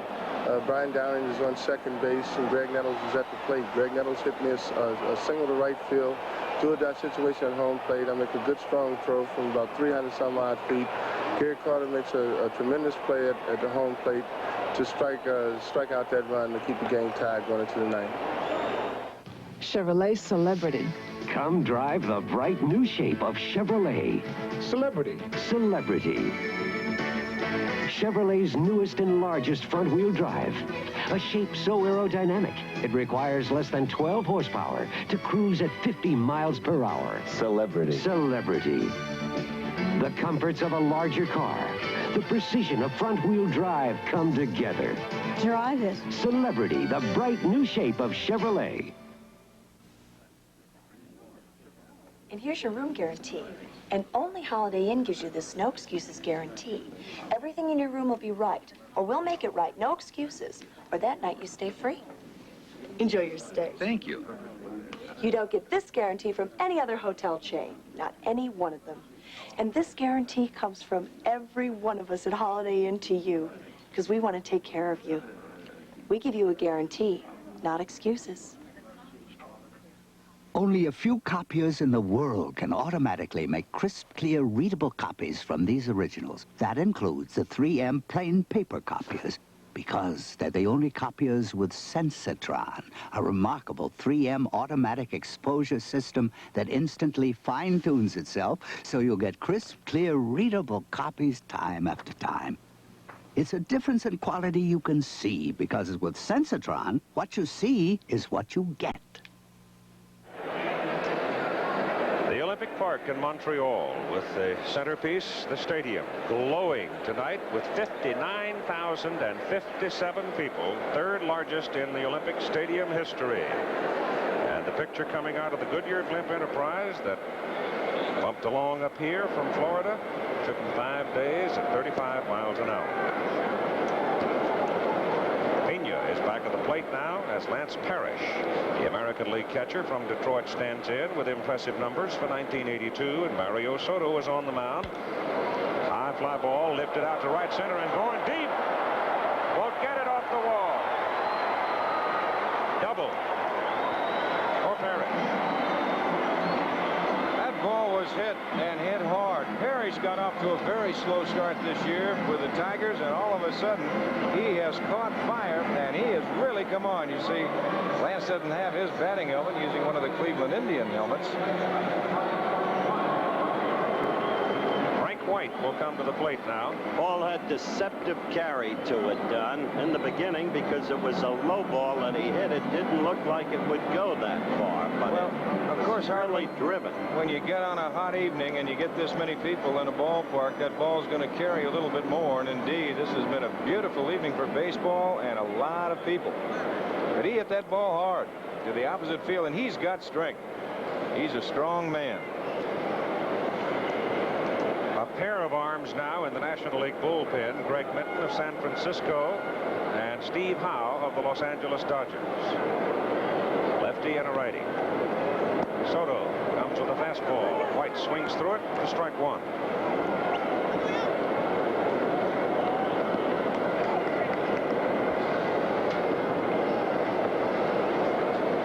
In case it has wandered through your mind tonight, no, they have not put an umbrella or a cover over the Olympic Stadium as yet. The provincial board just simply says it can't afford it. As a matter of fact, the provincial board said it can't afford a new rug. Now, originally, that tower was supposed to be built up and cantilevered somewhat out over the top. And from that, they had hoped they would be able to hang an umbrella arrangement to cover the playing surface. It hasn't worked out. Mike White swings and misses and strikes out. And Soto gave him nothing but heat. He really put him away easily.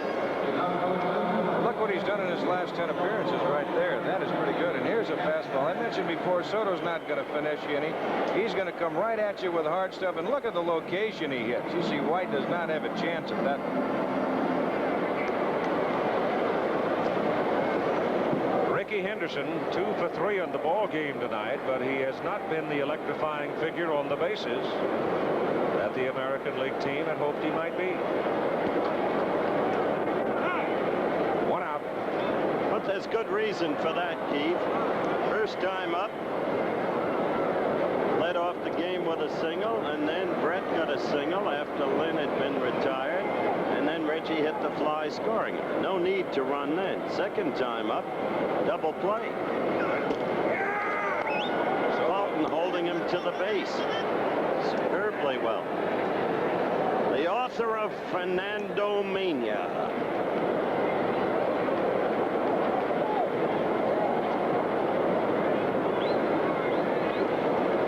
One strike pitch is hit to the right side, gets by Oliver, picked up, pitcher covering, the throw by Sachs over his head, backed up by Pena, and everybody's safe as Lance Parrish goes down to third. So with one out now, you have base runners on the corners.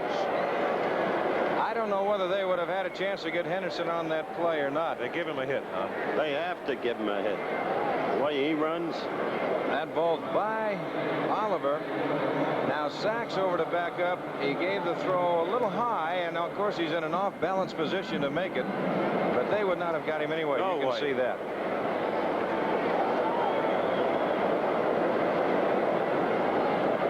Big night for Ricky. And a big chance for the American League. Finally, in a late inning.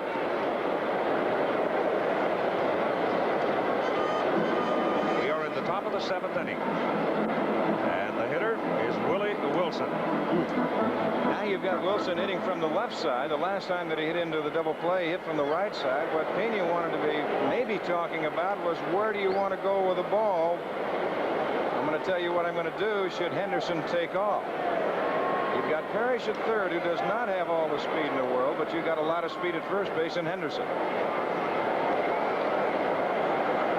Wilson swings and misses. There's Willie's lady, Kathy.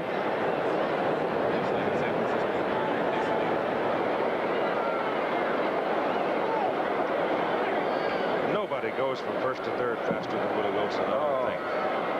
Nobody. Henderson on first. Soto just wanting Ricky to know he remembers he's there. Lance Parrish is at third. Henderson's got a foot hooked on the rug. Strike.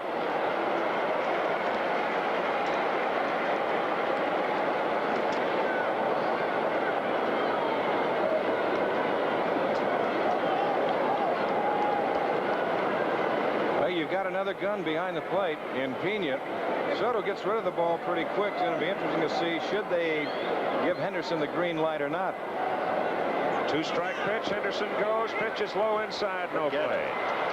That's what you got to do. Stir things up. The general rule, don't run. If you're behind 3 runs, it's the 7th inning. But with Henderson, you got to do it and stir things up. Well, he's a little bit out of the general category with his speed. That's the one thing. You can do different things with Ricky Henderson you can with somebody else who just has the average speed. If Wilson can deliver. He's at 1-2. It's a 4-3 ball game, but he can't deliver. Soto shoots him down. So Philadelphia, you'll remember, handled Wilson with consummate ease in the World Series. That is very true. They did. The thing, Willie just did not have the kind of series that he is capable of having. He's a good ball player. There's no question about that. But this guy standing out on the mound right now, he's throwing a few peas up there, too. Buddy Bell with 2 out and 2 on. The Texas Rangers swings and misses.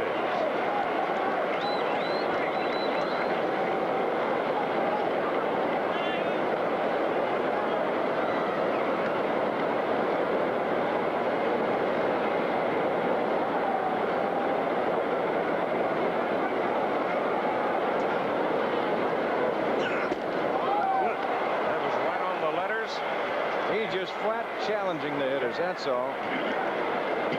If you're going to do something against Mario tonight, it's going to be on his best stuff. That's his fastball. 2 strikes to Bell. 2 out and 2 on. You can hear that glove popping way up here. 9 American leaguers have fanned the air.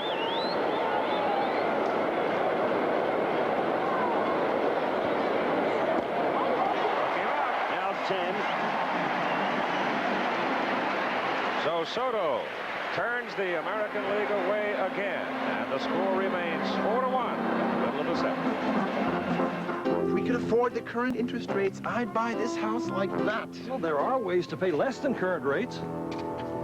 Less? Much less. We're taking off our jackets, rolling up our sleeves, putting the strength of #1 behind you. Yes, through alternative financing, we can help you pay less than current interest rates. Much less. We're America's #1 top seller, Century 21. I love Ariel. I always loved Ariel. You told me you didn't know her. Yes, I learned only then that you were and had been sleeping with everyone. You went out with her. No, never. Writers, bankers, poets, the entire infield of the Chicago White Sox. So how do you feel about her now when you see her after all these years? Hey, trust me. A Midsummer Night's Sex Comedy. Rated PG. Starts Friday, July 16th. Check newspapers for a theater near you. Now you can get your copy of the official 1982 All-Star program, the same one sold at the ballpark. Just send check or money order for $4 to All-Star Program, Box 9800B, St. Paul, Minnesota 55198. Please make your check payable to All-Star Program. New York State residents must add appropriate sales tax. That's All-Star Program, Box 9800B, St. Paul, Minnesota. Allow 6 weeks for delivery. The preceding message was furnished by Major League Baseball.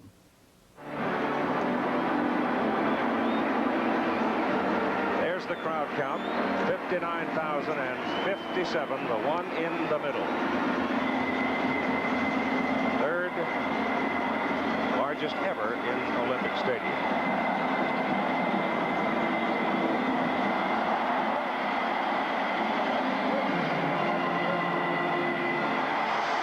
Concepcion and Sachs and Baker for the National League.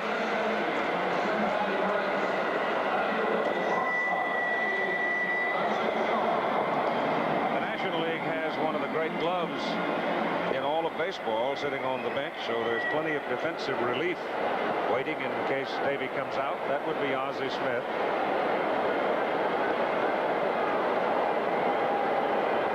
the St. Louis Cardinals. It was Concepcion's home run in the second inning that gave the National League its lead. Raleigh Fingers is now in the American League bullpen. And of course, Raleigh, while he has had his moments, has a sharp shot in third. Bell can't come up with it. Buddy Bell cannot come up with the dart at third, and Concepcion is aboard.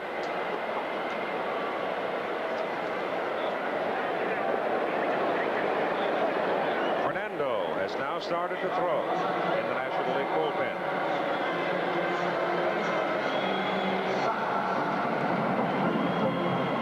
You watch these two leagues year in and year out, and it's utterly mystifying.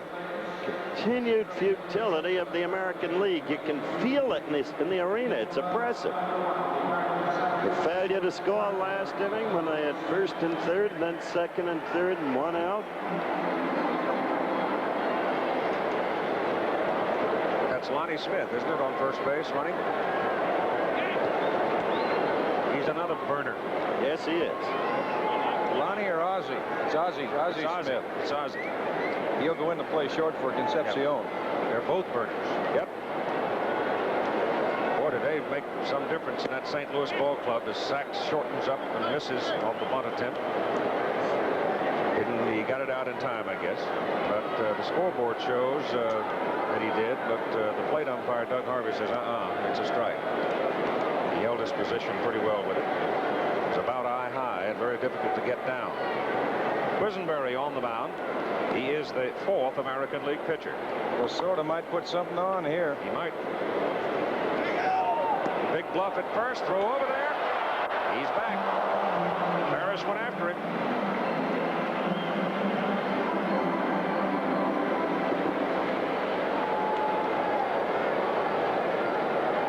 Well, he's got a good count right now. You still got the 1-1 count. He might try something again. He can afford to. Can have a lot of fun now. Well, that wasn't a steal because Smith was waiting until the pitch was going. That was a hit and run. Going now. They pitch out. And the throw. They got it.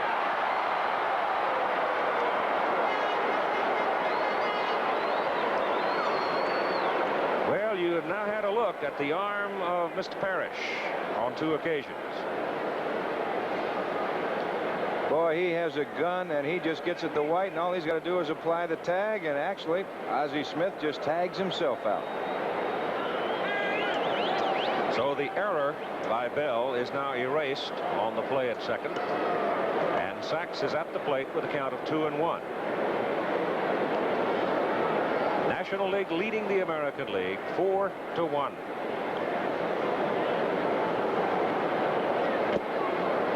Sachs swings and foul tips it into the catcher's glove to make it 2-2. If the game ended this way, and now, who would be your MVP, Don? Yeah, you almost have to look at the man who hit the home run, Davey Concepcion. Sure. So no other place to go.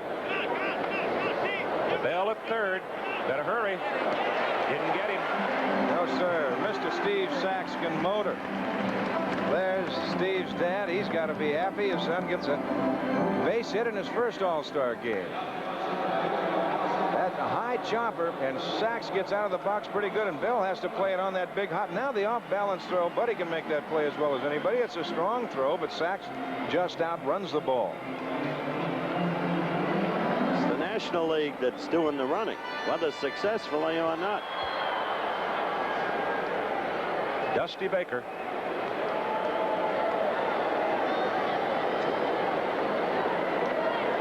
Playing left field. Jason Thompson has come to the on-deck circle now, the big Pittsburgh first baseman. There's Jason.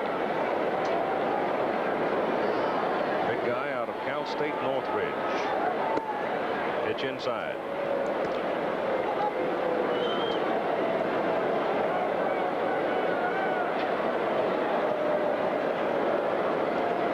Dusty's had his moments in previous All-Star play as well. He's a very key man at Los Angeles ball club, as Sachs running on the pitch. Baker lifts it to center field. Wilson makes the catch. Sachs has to hustle on back to first base, and that'll bring up Jason Thompson. Well, Steve actually got down and went around the bag and then had to retrace his steps coming back. You can't cut across.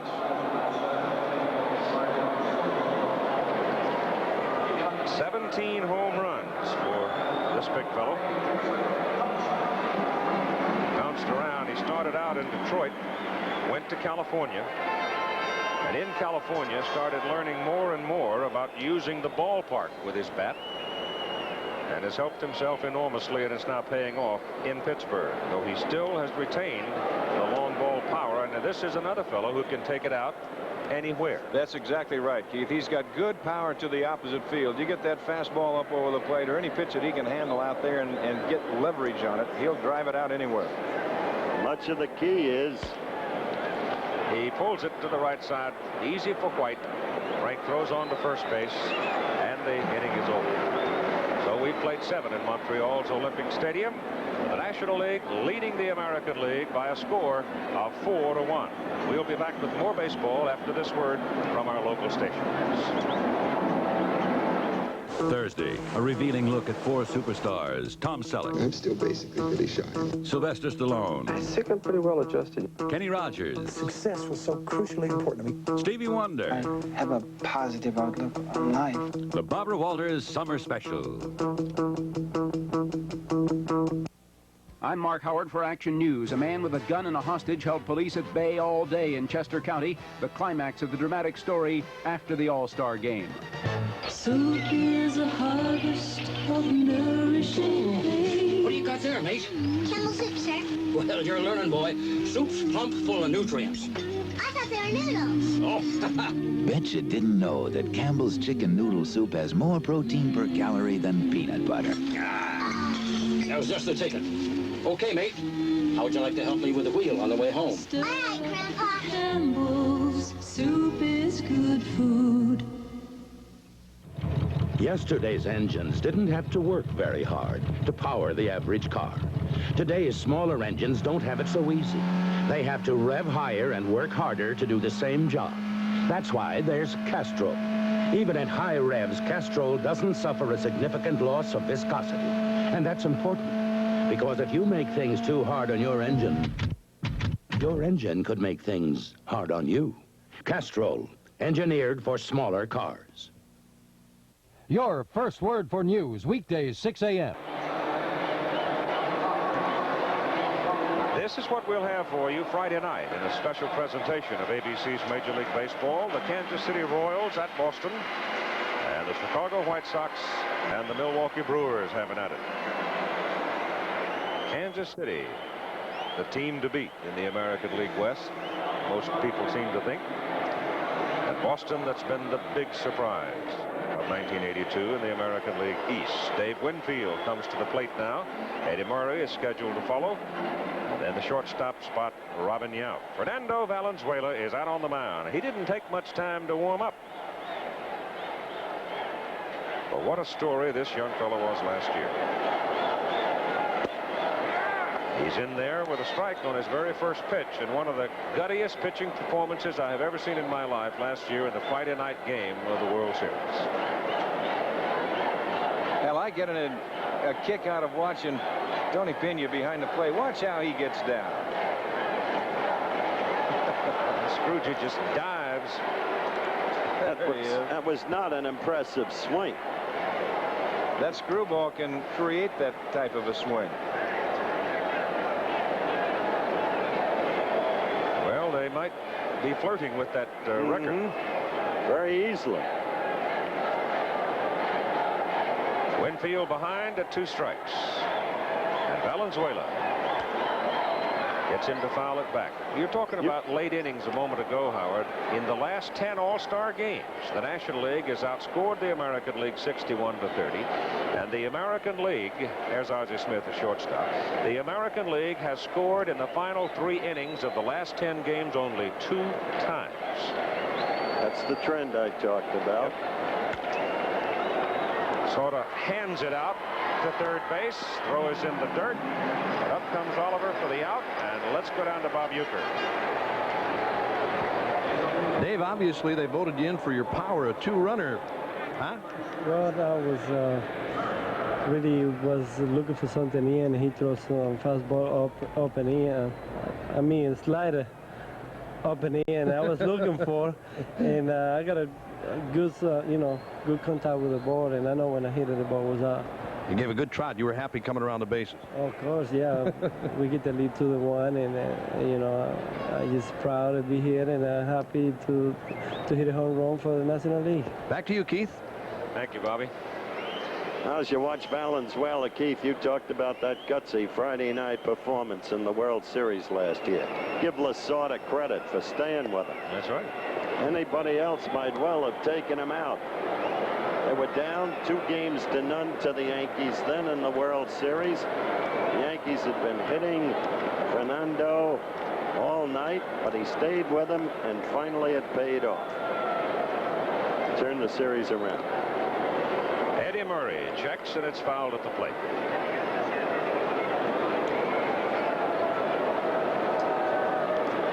There's Tom Lasorda, Chuck Tanner, manager of the Pirates. And the count is 2 balls and 1 strike to Eddie Murray. Robin Yount on deck. Valenzuela misses just inside. Fingers heating up in the American League pen, and he should be next.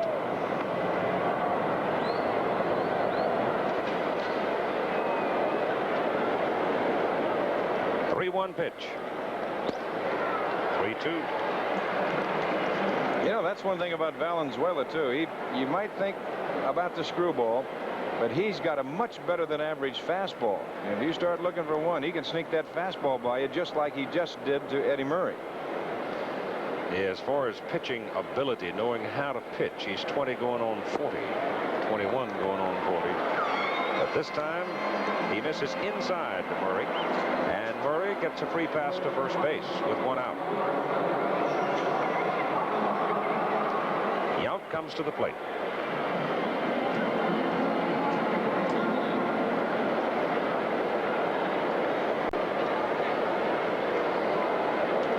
And again, we have action down in the National League bullpen. Steve Howe gets up, and so does Greg Minton.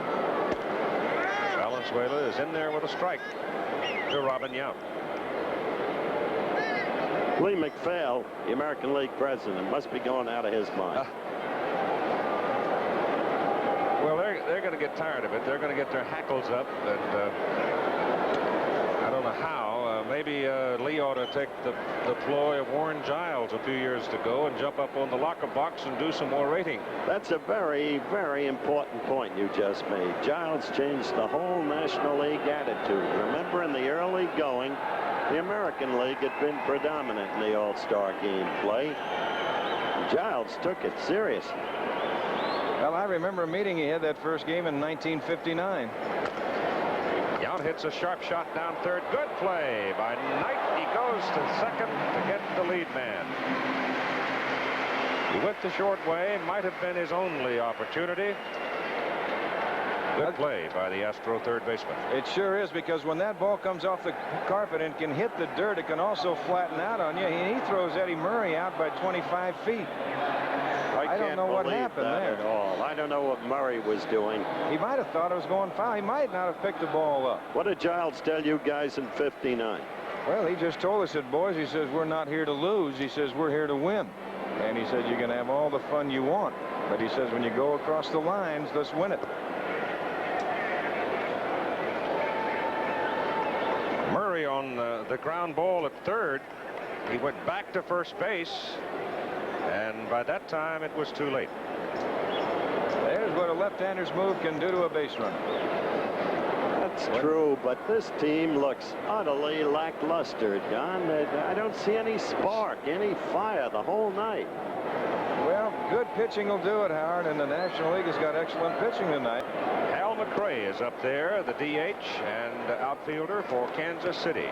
Pinch hitting. You know, you're looking at a right-hander, Rogers, a left-hander, Carlton, a right-hander with a good heater in Soto, a left-hander in Valenzuela. You're back and forth all the time. Tommy's got the pitching staff set up well.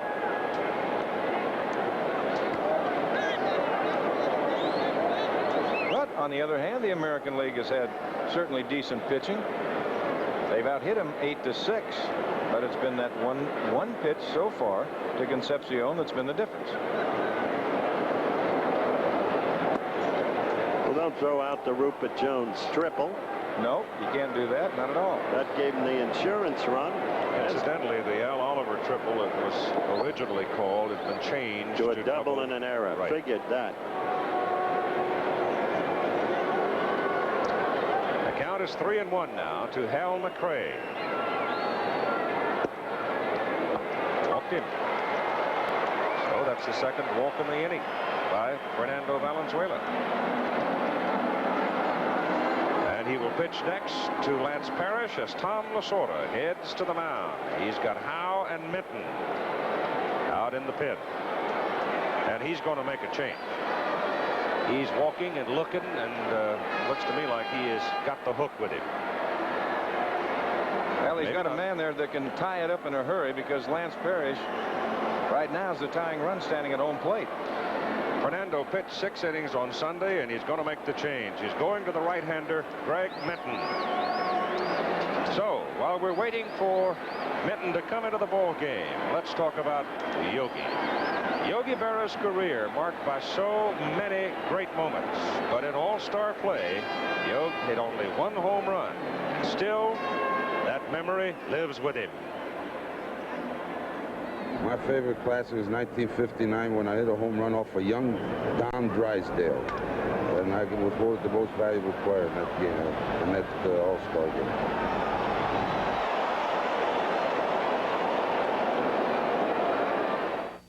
Can your antiperspirant adjust to the unexpected? Who? What? When? Oh, no. Oh, no. I've got to be where? In how many minutes? Well, that's what makes Ultraman Solid so remarkable. Its extra-strength formula self-adjusts to whatever your day is like. Look, during a normal day, Ultraman Solid works at this level. But when things get heated up, Ultraman Solid self-adjusts to give you extra-strength wetness protection. Self-adjusting Ultraman Solid and Roll-On. They self-adjust to whatever your day is like. You're about to see one of the most versatile cars in the world, Chevy Citation. It's a 4-cylinder fuel-injected compact when it comes to the corner gas station. It's a mid-size when it comes to the family reunion. It's a wagon when it comes to the seashore. And when it comes to the road, it's a performer that's outsold every other front-wheel drive over the past 3 years. Chevy Citation, its owners might say, it's a model of versatility. Willem Scott's family has been fishing for generations. But today, like most Dutch fishermen, they're worried about the coastal waters. Every time a ship cleans its bilge, there's the danger waste oil is being pumped out too. That's why the people of ITT developed this optical fiber device. If there's a risk of pollution, an alarm sounds, so the pumping can be stopped, protecting Willem Scott's future and his sons. Unbeaten American Davey Moore defends his Greg Minton comes on now for the National League. He is the 5th pitcher. His numbers are reflected there, and he's a horse. He'll be working to Lance Parrish. He's a horse, huh? Yeah. Horse and a half in my count. He's a big man for Frank Robinson out in San Francisco. Sawed it off, but it's bounced over his head. Look at the play by Smith. Holy cow, look at that. Look at that National League dugout, too. And anybody but Ozzie Smith, well, he's there. And anybody running but Parrish, that might be a base hit. He jams him, saws him off over the head of Minton. You saw he got the ball exactly where he wanted. Look at that play by Smith, Keith. That, ladies and gentlemen, is a big league play. We'll be back. The only car you should pay for by the mile is a taxi, not a rent-a-car. And that's why Avis is guaranteed rates with unlimited mileage. I'm David Mahoney of Avis. And with these rates, there's no mileage charge on our daily rentals or our weekend rentals. And there's none on our compact cars or our luxury cars. Not 1 penny. Now, I know you've got to go that extra mile to get ahead, but at Avis, we're not going to charge you for it. That's trying harder. And that's what makes Avis second to none. Who makes the best-selling radials in America? Goodyear. We outsell all foreign radials combined. One reason, the Goodyear Arriva. It gives you long tread life. And best of all season traction in the wet stuff and the white stuff. The Goodyear all-season Arriva. It's one reason Goodyear is the leader in radials. No foreign maker of radials even comes close. When you need radials, come up to Goodyear. The feathers are flying down at the chicken ranch. Bert's falling for Dolly. Will you marry me? Dolly's falling for Bert. I've loved you since I was 16 years old. The eyes of Texas are upon them. Because with Bert and Dolly, this much fun just couldn't be legal. But it's still the best little in Texas, a Universal Picture rated R. Starts Friday, July 23rd at a theater near you. Unbeaten American Davey Moore defends his WBA World Junior Middleweight title against first-ranked Ayub Kaluli. Plus, buckets of fun as firemen frolic on ABC's Wide World of Sports Saturday. Another look at the inning-ending play. Ozzie Smith is not even in your picture. And there he is. Bang. That's quick. Raleigh Fingers of the Milwaukee Brewers now comes on to pitch for the American League in the bottom of the 8th inning. He's pitching to Al Oliver. Dawson is scheduled next, and then Ray Knight. It's 2 strikes. Going back to the very beginning, if this thing holds the way it is, Steve Rogers becomes the first starting pitcher to be the winner in his home ballpark since Vandermeer did it in '38. Shot to right by Oliver. Takes his turn, and he's aboard at first with a single.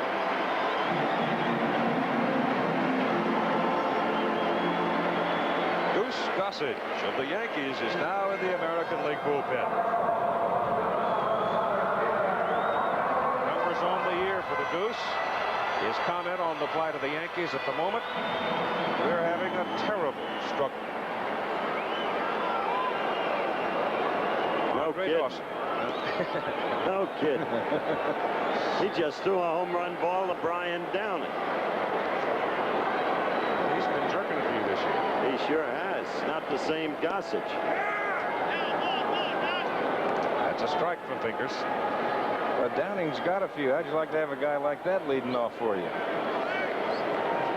That's quite a revealing figure. Time for a moment. Ball loose out of the bullpen. Elrod Hendricks. What a marvelous man he is around all these years. Tomorrow, by the way, the birthday of his 20-year-old daughter. Happy birthday to her. Abigail.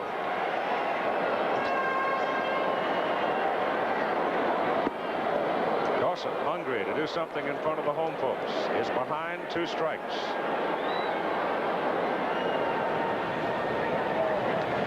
Danielle Fingers, wife of Raleigh.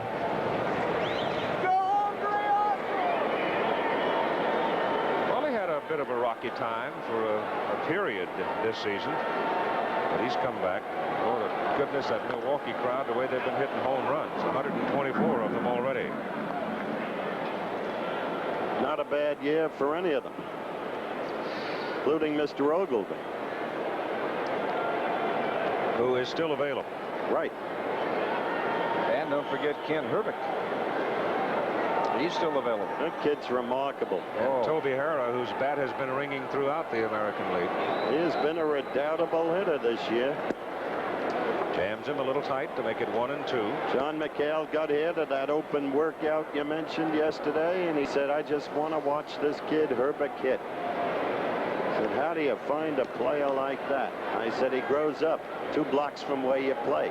That's right, right in their own backyard. That's right. Runner goes, throw by Parrish. He held on, he got it. He got it.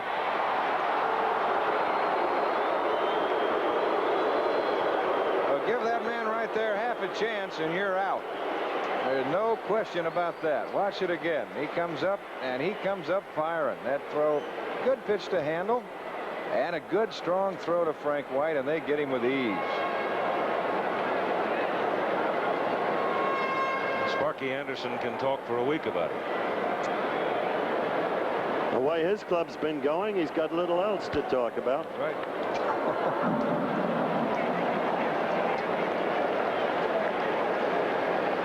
That trophy still probably is going to go to who, guys? Concepcion? Dave Concepcion. It's the Commissioner's Trophy. Goes annually to the MVP. The All Star Game. 2-2 pitch. Up the middle. Frank White backhands it. Can't get it. Frank flagged at it. If he had picked it, he would not have had a play on Dawson. So Andre gets a base hit in the All Star Game at home.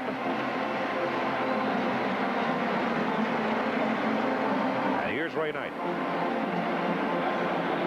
That shows you what strength can do. He was jammed with that fastball. He just fought it off, and he just muscled it back through the middle.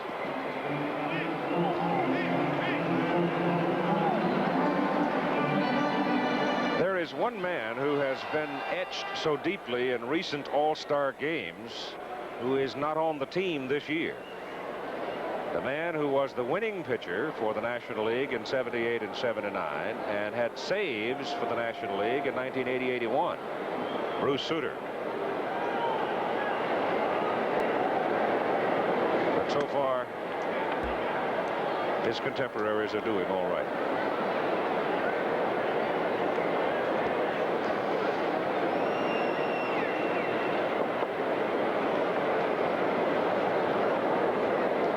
Maybe Parrish should be the MVP.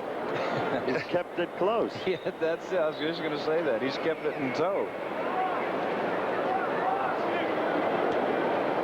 This is one of, I guess, certainly the first time it's happened in this part of the country, and one of the few times where an umpire has a chance to work in his hometown as well. Jim McKean, native Montrealer, the American League, working at third base tonight.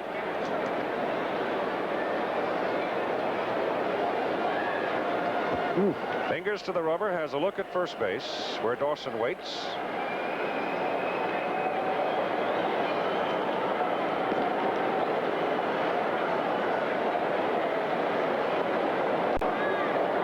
And the edge is off. The pitch tonight. Hit on the ground to Murray. Cued right to him off the end of the bat, makes the play.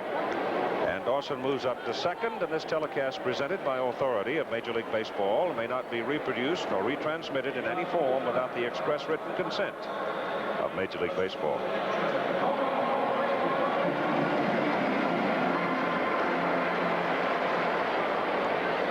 Tony Pena.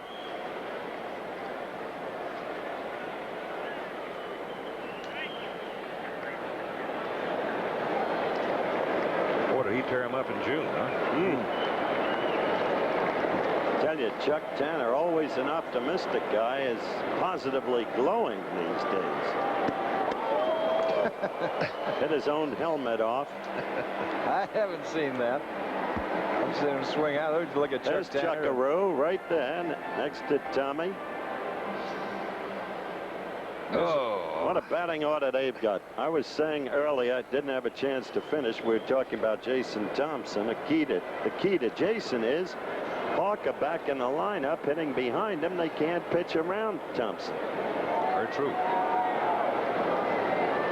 One strike pitch to Pena. Well, Tony's not getting cheated, is he? He won't. He won't get cheated at all.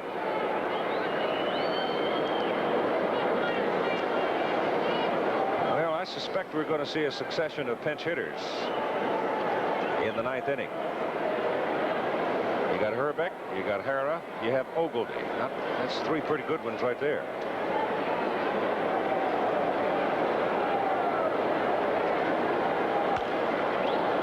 Pops him up on the right side. Murray coming down. Parrish going after it. Oh, look at that Parrish hustle. What a play that was. I'll tell you, that Parrish has put on some show. Boy, this is as good a play as you'll ever see a catcher make, and he gets out of there in a hurry. He doesn't lollygag around, and he makes a fine play. Even the national dugout was applauding the effort. So, for the National League, as we roll along, 4-1, and we'll be back after this message and a word from our local stations. What made Chevy Chevette the best-selling small car in America last year? All the standard features: reclining front seats, AM radio, shift console, white striped tires, fold-down rear seat, and lots of other things. Is it Chevette's great gas mileage? A big 30 EPA estimated miles per gallon, 42 estimated highway. Could it be Chevette's low price? It's still one of the lowest priced Ford or hatchbacks sold in America, foreign or domestic. Could it be that Chevy Chevette is America's best small car buy? I've got an unfair advantage over these guys. My looks? No, are you kidding? I've got the Gillette Atra. They don't. It's got the advantage of a pivoting head. Atra's better than twin blade razors that don't pivot. See, they don't always stay on my beard, but my Atra pivots to keep both blades on my beard longer. I get a better shave. See? Close. Comfortable. Get the Gillette Atra and get the Atra advantage. So who said life was fair? Wednesday. Divorce. An act of passion leads to a deadly crime and dynasty. Does your car stay turned on long after you've turned it off? Exxon gasolines can help put a stop to that now. Exxon Unleaded is one unleaded regular that's often good enough to stop dieseling in cars that appear to need premium. So try it and save. And if you still need more octane, try Exxon Extra Unleaded. If you have a car that just won't quit, get Exxon. Quality you can count on. Watch Action News after All-Star Baseball tonight. A special presentation of ABC's Major League Baseball Friday night, Kansas City at Boston and Chicago, Milwaukee. The Times reflected their check your local listing for the game in your area. Here comes the first of the pinch hitters now for the American League as we go to the top of the ninth inning. The National leading 4-1. It is Ben Ogilvie swinging a bat there, standing just in front of John Stearns, who is now catching the New York Mets, and Lonnie Smith has gone out into left field, replacing Dusty Baker. There's a sign here in the arena, Keith, that says "Le Smoked Meat," referring, I suppose, to the American League.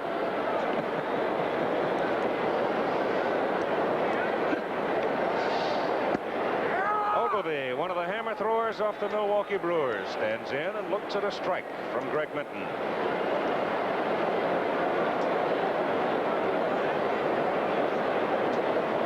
Howe and Hume remain in the bullpen for the National League. Well, that's just what I said before, how Tommy set up that pitching rotation. Rogers a right-hander, Carlton a left-hander, Soto right-hander, Valenzuela left-hander, Minton right-hander. He's got a right and a left going in the bullpen.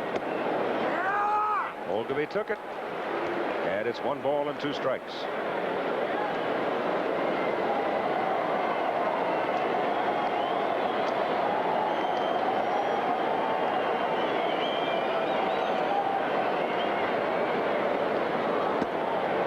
Two balls and 2 strikes.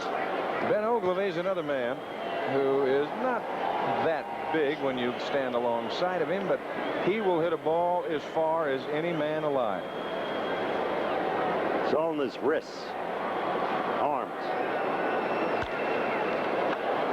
Lifted out to the left side for Lonnie Smith. 1 out. And that'll bring up Ricky Henderson. Secretary of State designate George Shultz testifying today before the Senate Foreign Relations Committee on the first day of his confirmation hearings. And Nightline tonight, immediately following your late local news, will focus on Shultz's views of American foreign policy interests. The Secretary designate is a truly remarkable man who is not without experience in sports world. As dean of the Chicago Graduate School of Business, he encouraged Willie Davis, the all-time Packer great defensive end, to stay in school and get his graduate degree. And it proved out for Willie Davis. He did just that. Under the Secretary designate's encouragement, he's become one of the most successful businessmen in America. There he is. And a heck of a guy. Ricky Henderson stays in the ball game with 1 out, 2 balls and no strikes. And you've got Kent Hrbek standing in the on-deck circle. So the big youngster from Minnesota, Hrbek, is out swinging a bat. And you've got Billy Martin in the dugout who's grown accustomed to this pace. What's Billy? Billy's 0-2, and Tommy Lasorda's 2-0.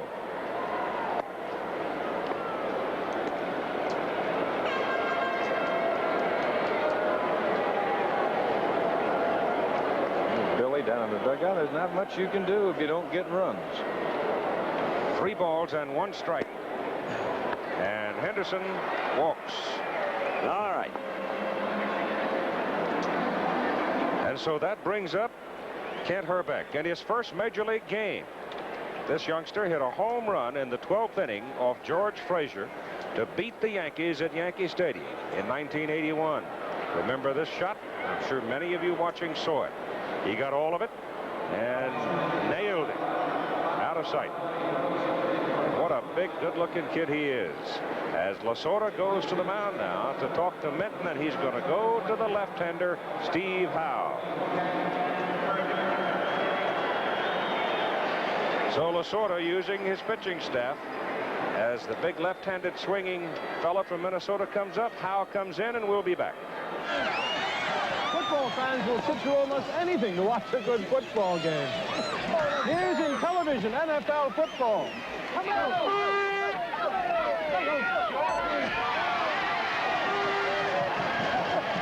Now for Atari football.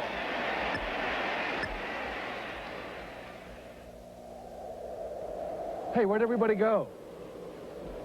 In television football, I think it's the closest thing to the real thing. Chevy's out to blow away the confusion about pickups with the new size Chevy S10 with available V6 power the imports don't have. Chevy S10. V6 power to tow twice as much as any foreign import pickup. Carries heavier payloads than many standard full-size pickups. V6 power with gas mileage ratings even the best-selling 4-cylinder import when equipped with a 5-speed transmission can't beat. Chevy S10. It's the hottest-selling new truck in America. There's never been a truck like it before. Aye, Scotland's plaid carpet has rolled out for the oldest of golf tournaments, the prestigious British Open, live this weekend on ABC. The Los Angeles bullpen has not had a great season. And despite those impressive numbers there for Steve Howe, he has not been as sharp as we have seen him in times past, though he has pulled himself together and says now he feels good and has regained the Bulldog confidence that any successful relief pitcher's got to have. And so here is young Kent Herbeck of the Minnesota Twins. And look at that. Just a year ago was in Class A ball.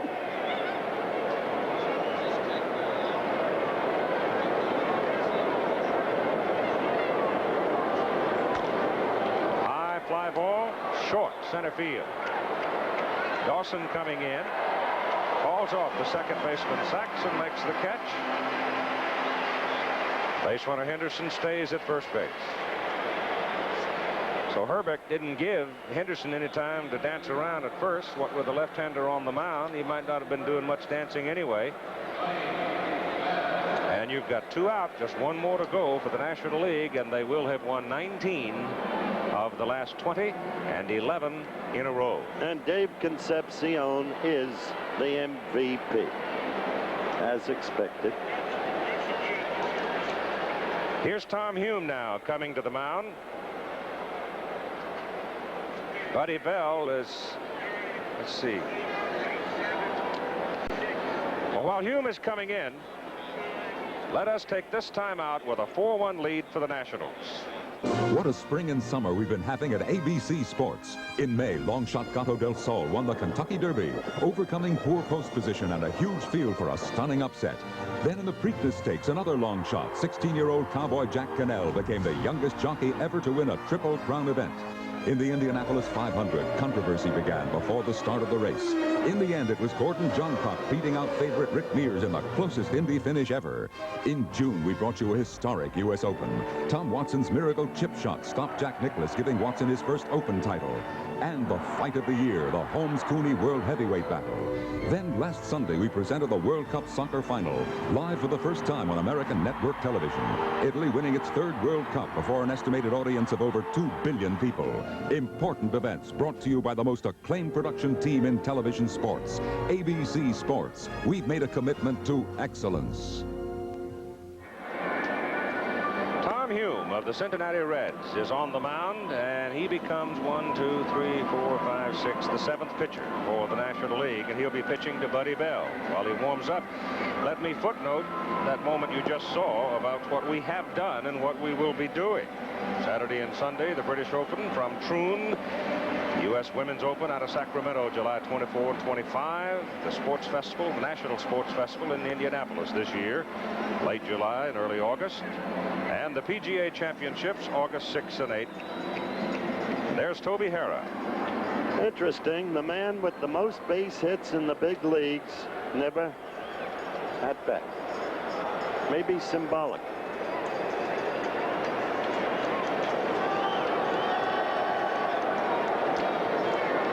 Let's see what Mr. Hume can do with Mr. Bell.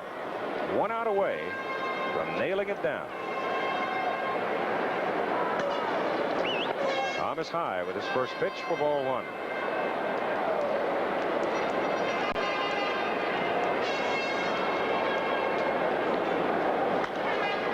That's lifted to the right side. Right fielder Murphy toward the line. Game's over.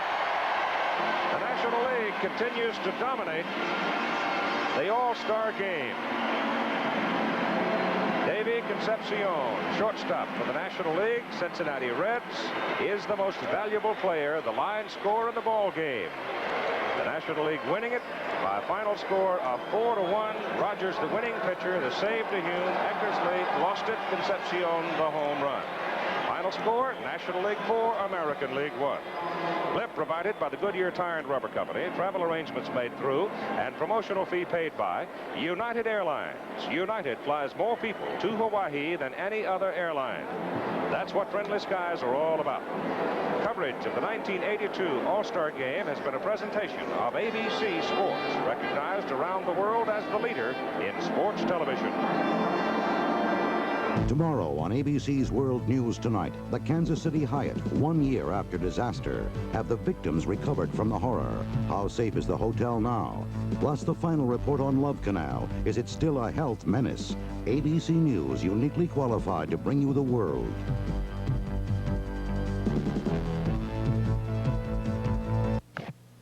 Tip your cap and win with a Canada Dry Ginger Ale bike game. Can I tip my hat instead? It's a 10-gallon. Oh, no. Has to be a cap from specialty marked bottles of Canada Dry Ginger Ale. It's a good hat. Just remove the liner and you might win a 10-speed bike or a stereo headphone radio, even cash. Oh.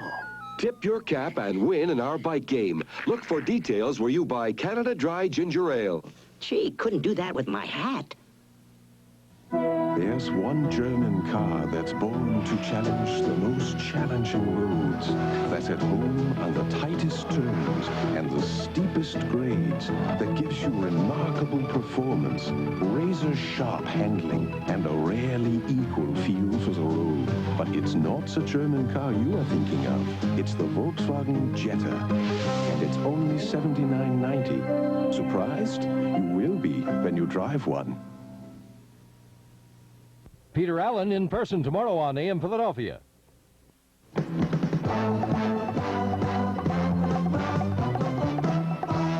Action News, Delaware Valley's leading news program with Jim O'Brien, Don Tollefson, and Jim Gardner.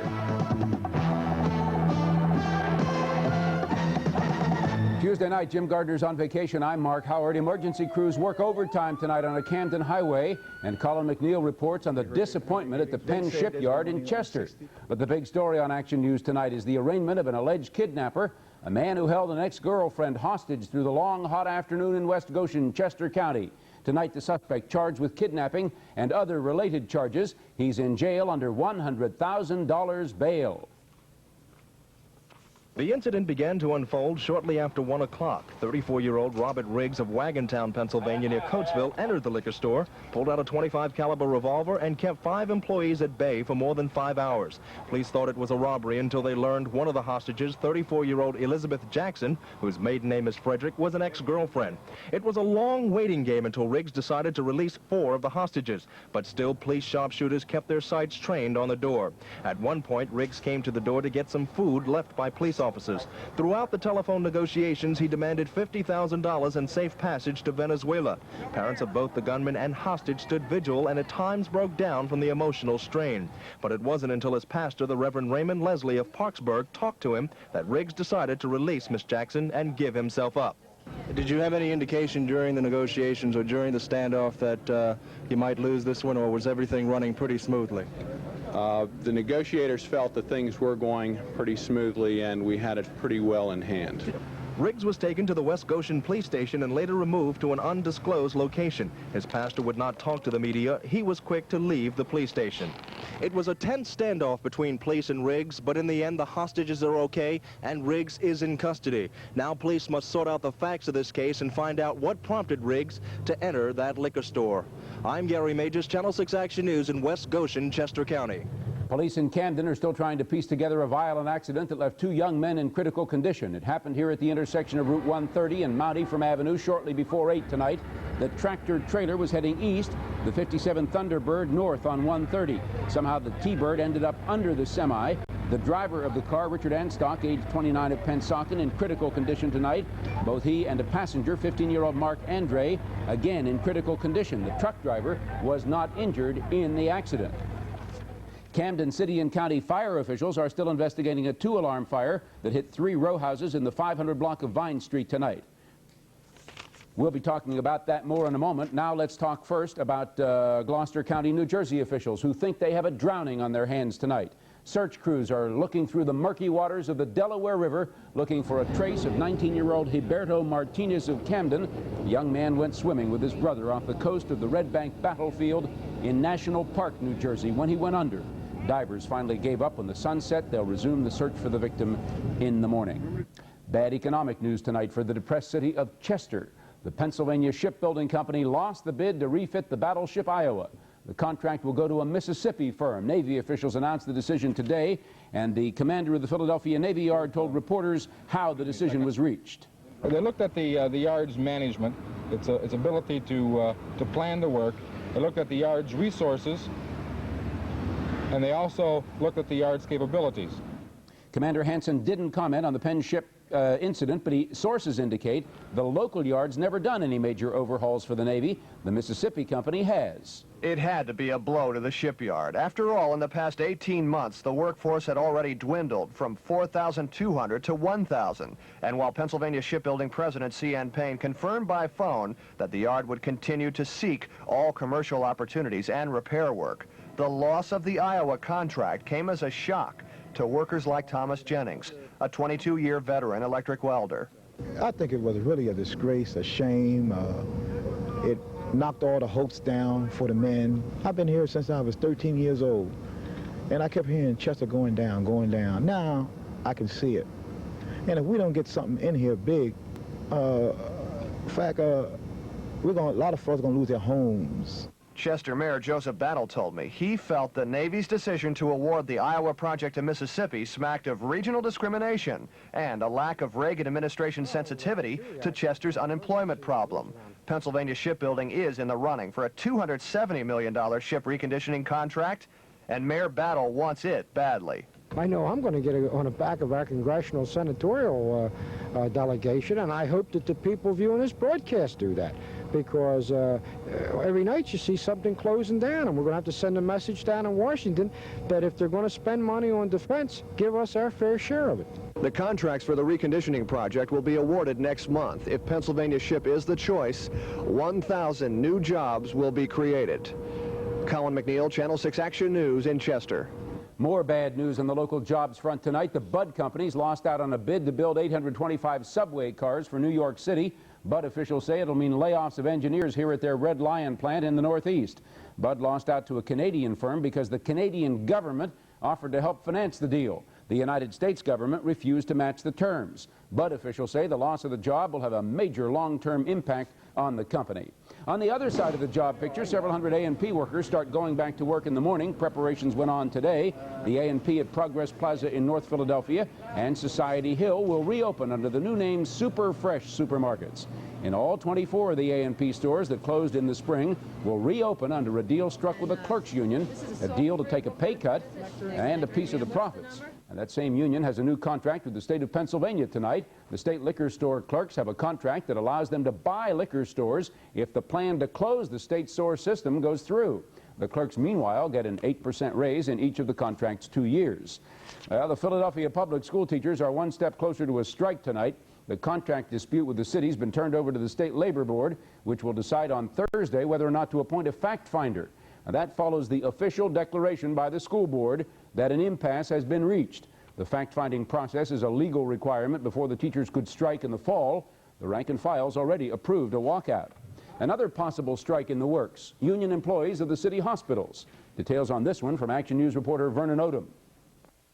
Shop stewards representing 13,000 members of the local hospital workers union met tonight to sanction a possible illegal strike against as many as 13 local hospitals, including the 3 biggest, Hahnemann, Temple, and Jefferson. But the issue is not wages. Their contract does not expire until next summer. The issue is the kind of health care that poor people are getting at local hospitals in the wake of Reagan cutbacks at the federal level and Thornburg cuts at the state level. 1199C's president Henry Nicholas says the cuts in Medicaid money mean the poor, and especially the uninsured, are getting short shrift when they seek non-emergency treatment. With the hospitals not in a position to transfer those courses, unless there is dire emergency, they are not going to admit a patient who is not able to pay, even though that patient might require admittance. Plus, thousands of their own members' jobs are threatened because some hospitals are laying off, and Nicholas says 3 major ones could close down, period, under the weight of the slashes in government funding. And what about the potential dire consequences of a union striking in violation of their existing contract? We believe that our community-based organization are solid in terms of that. We believe that this community will come to our defense as our members are preparing to come to theirs. City officials are already talking with Harrisburg about ways to satisfy 1199C and avoid an illegal strike. No firm deadline has been set for a strike yet, but the increasingly powerful hospital workers union appears ready to play hardball with the city and the state, charging that health care for the poor in this city has reached a crisis situation. Vernon Odom, Channel 6 Action News in Center City. We have the first serious charges tonight in the 1982 Pennsylvania gubernatorial race. Democratic candidate Alan Erdl charges campaign irregularities by the Thornburg people. Erdl says the Republican campaign is helping out with letters mailed by private individuals, but not admitting their role in the literature. Erdl wants the state attorney general to investigate. The governor's campaign manager called the charges, quote, desperate and childish. President Ronald Reagan took his proposed new federalism on the road today. Mr. Reagan made a whirlwind tour of Baltimore, checking out areas of urban renewal, then telling a meeting of county officials that his trimmed-down proposal is ready for the Congress. The new plan still calls for the federal government to take over Medicaid. The states would then assume full responsibility for aid to dependent families. The big change is federal retention of the food stamp program, but overall, this new federalism calls for $40 billion worth of social programs to go back to the states to handle as they see fit. The president's nominee for Secretary of State sailed through his first day of Senate hearings today. George Shultz testified at the Senate Foreign Relations Committee on a variety of subjects, most controversial of which is his view on the Middle East. While Shultz said he would continue to recognize this country's support for Israel, he indicated what has been called his personal leaning toward the Arabs. The crisis in Lebanon makes painfully and totally clear a central reality of the Middle East. The legitimate needs and problems of the Palestinian people must be addressed and resolved urgently and in all their dimensions. Shultz's approval is expected to be approved by the Foreign Relations Committee tomorrow afternoon and by the full Senate on Thursday. In the Mideast itself, the situation tonight seems to be going from bad to worse. The ceasefire around Beirut is holding, but U.S. envoy Philip Habib told Lebanese President Elias Sarkis today that his efforts to settle the dispute are fading. The PLO made a new set of proposals, but Israel rejected them. An estimated 35,000 Israeli troops are poised to attack West Lebanon, West Beirut. So far, the PLO refuses to leave the city. Coming right up on Action News, the first lawsuit in the Louisiana plane crash. The plaintiff is the father of the so-called miracle baby, the tiny survivor who lost her mother and sister. We also have more All-Star highlights with Don Tollefson, plus Jim O'Brien with a 5-day forecast from AccuWeather. We'll be right back. This is the month. Ford month. The final month to get both cash and Ford Care on Escort and on EXP. Ford Care is whole car coverage. Virtually all you pay for is gas. And now special dealer incentives from Ford make it possible for you to save hundreds on other Fords. Granada, Thunderbird, Fairmont, Mustang, and tough Ford pickups. Save on over 6,000 new Ford cars and trucks during Ford month at your Ford dealer. If you've got blonde hair, red hair, dark hair, or light hair, curly hair, straight hair, lots of hair, or just a little hair, McDonald's has something for you. A free bottle of Vidal Sassoon shampoo. For every breakfast entree or Big Mac sandwich you buy, McDonald's will give you a 1-ounce bottle of Vidal Sassoon shampoo free. So you'll not only spend your day feeling good, but looking good too. McDonald's, you go to my head. You're looking at the most exciting innovation in long distance since the telephone. This is my telephone, so what's exciting? Sprint, because Sprint can save you up to 50% on long distance using just your push-button phone. Oh, sure. Sprint specializes in long distance. I could use the specialist. Well, if long distance is costing you $25 a month or more, call Sprint. What's that number? 800-521-4949. Sprint, the long distance specialist. We started to tell you a bit ago that Camden City and County fire officials are investigating a 2-alarm fire. It hit 3 row houses tonight in the 500 block of Vine Street. Fire broke out shortly after 7:30, took only a half an hour to bring under control. Fortunately, all the residents got out safely. The cause, however, is still under investigation. The first of what's bound to be an avalanche of lawsuits was filed today in connection with the crash on Friday of that Pan Am jetliner in Louisiana.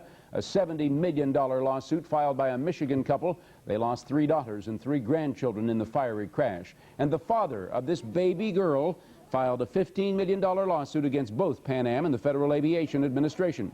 Gabriel Trahan lost his wife and another daughter when his home was incinerated by the falling airliner. The 16-month-old baby Melissa is being called the disaster's miracle baby. She was pulled from the rubble of the crash at her Kenner, Louisiana home, suffering only second-degree burns of her feet. Meanwhile, the grim business of cleaning up from the disaster continues as investigators probe for the cause of the crash. The death toll in the tragedy, by the way, went up tonight officially to 154.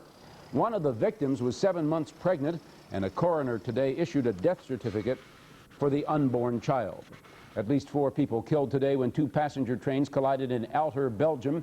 Authorities say one of the trains ran 3 caution signals at 85 miles an hour before it smashed into the other train. In the Persian Gulf tonight, Iran says its troops overran Iraqi border positions. The fighting broke out late tonight. Iranian forces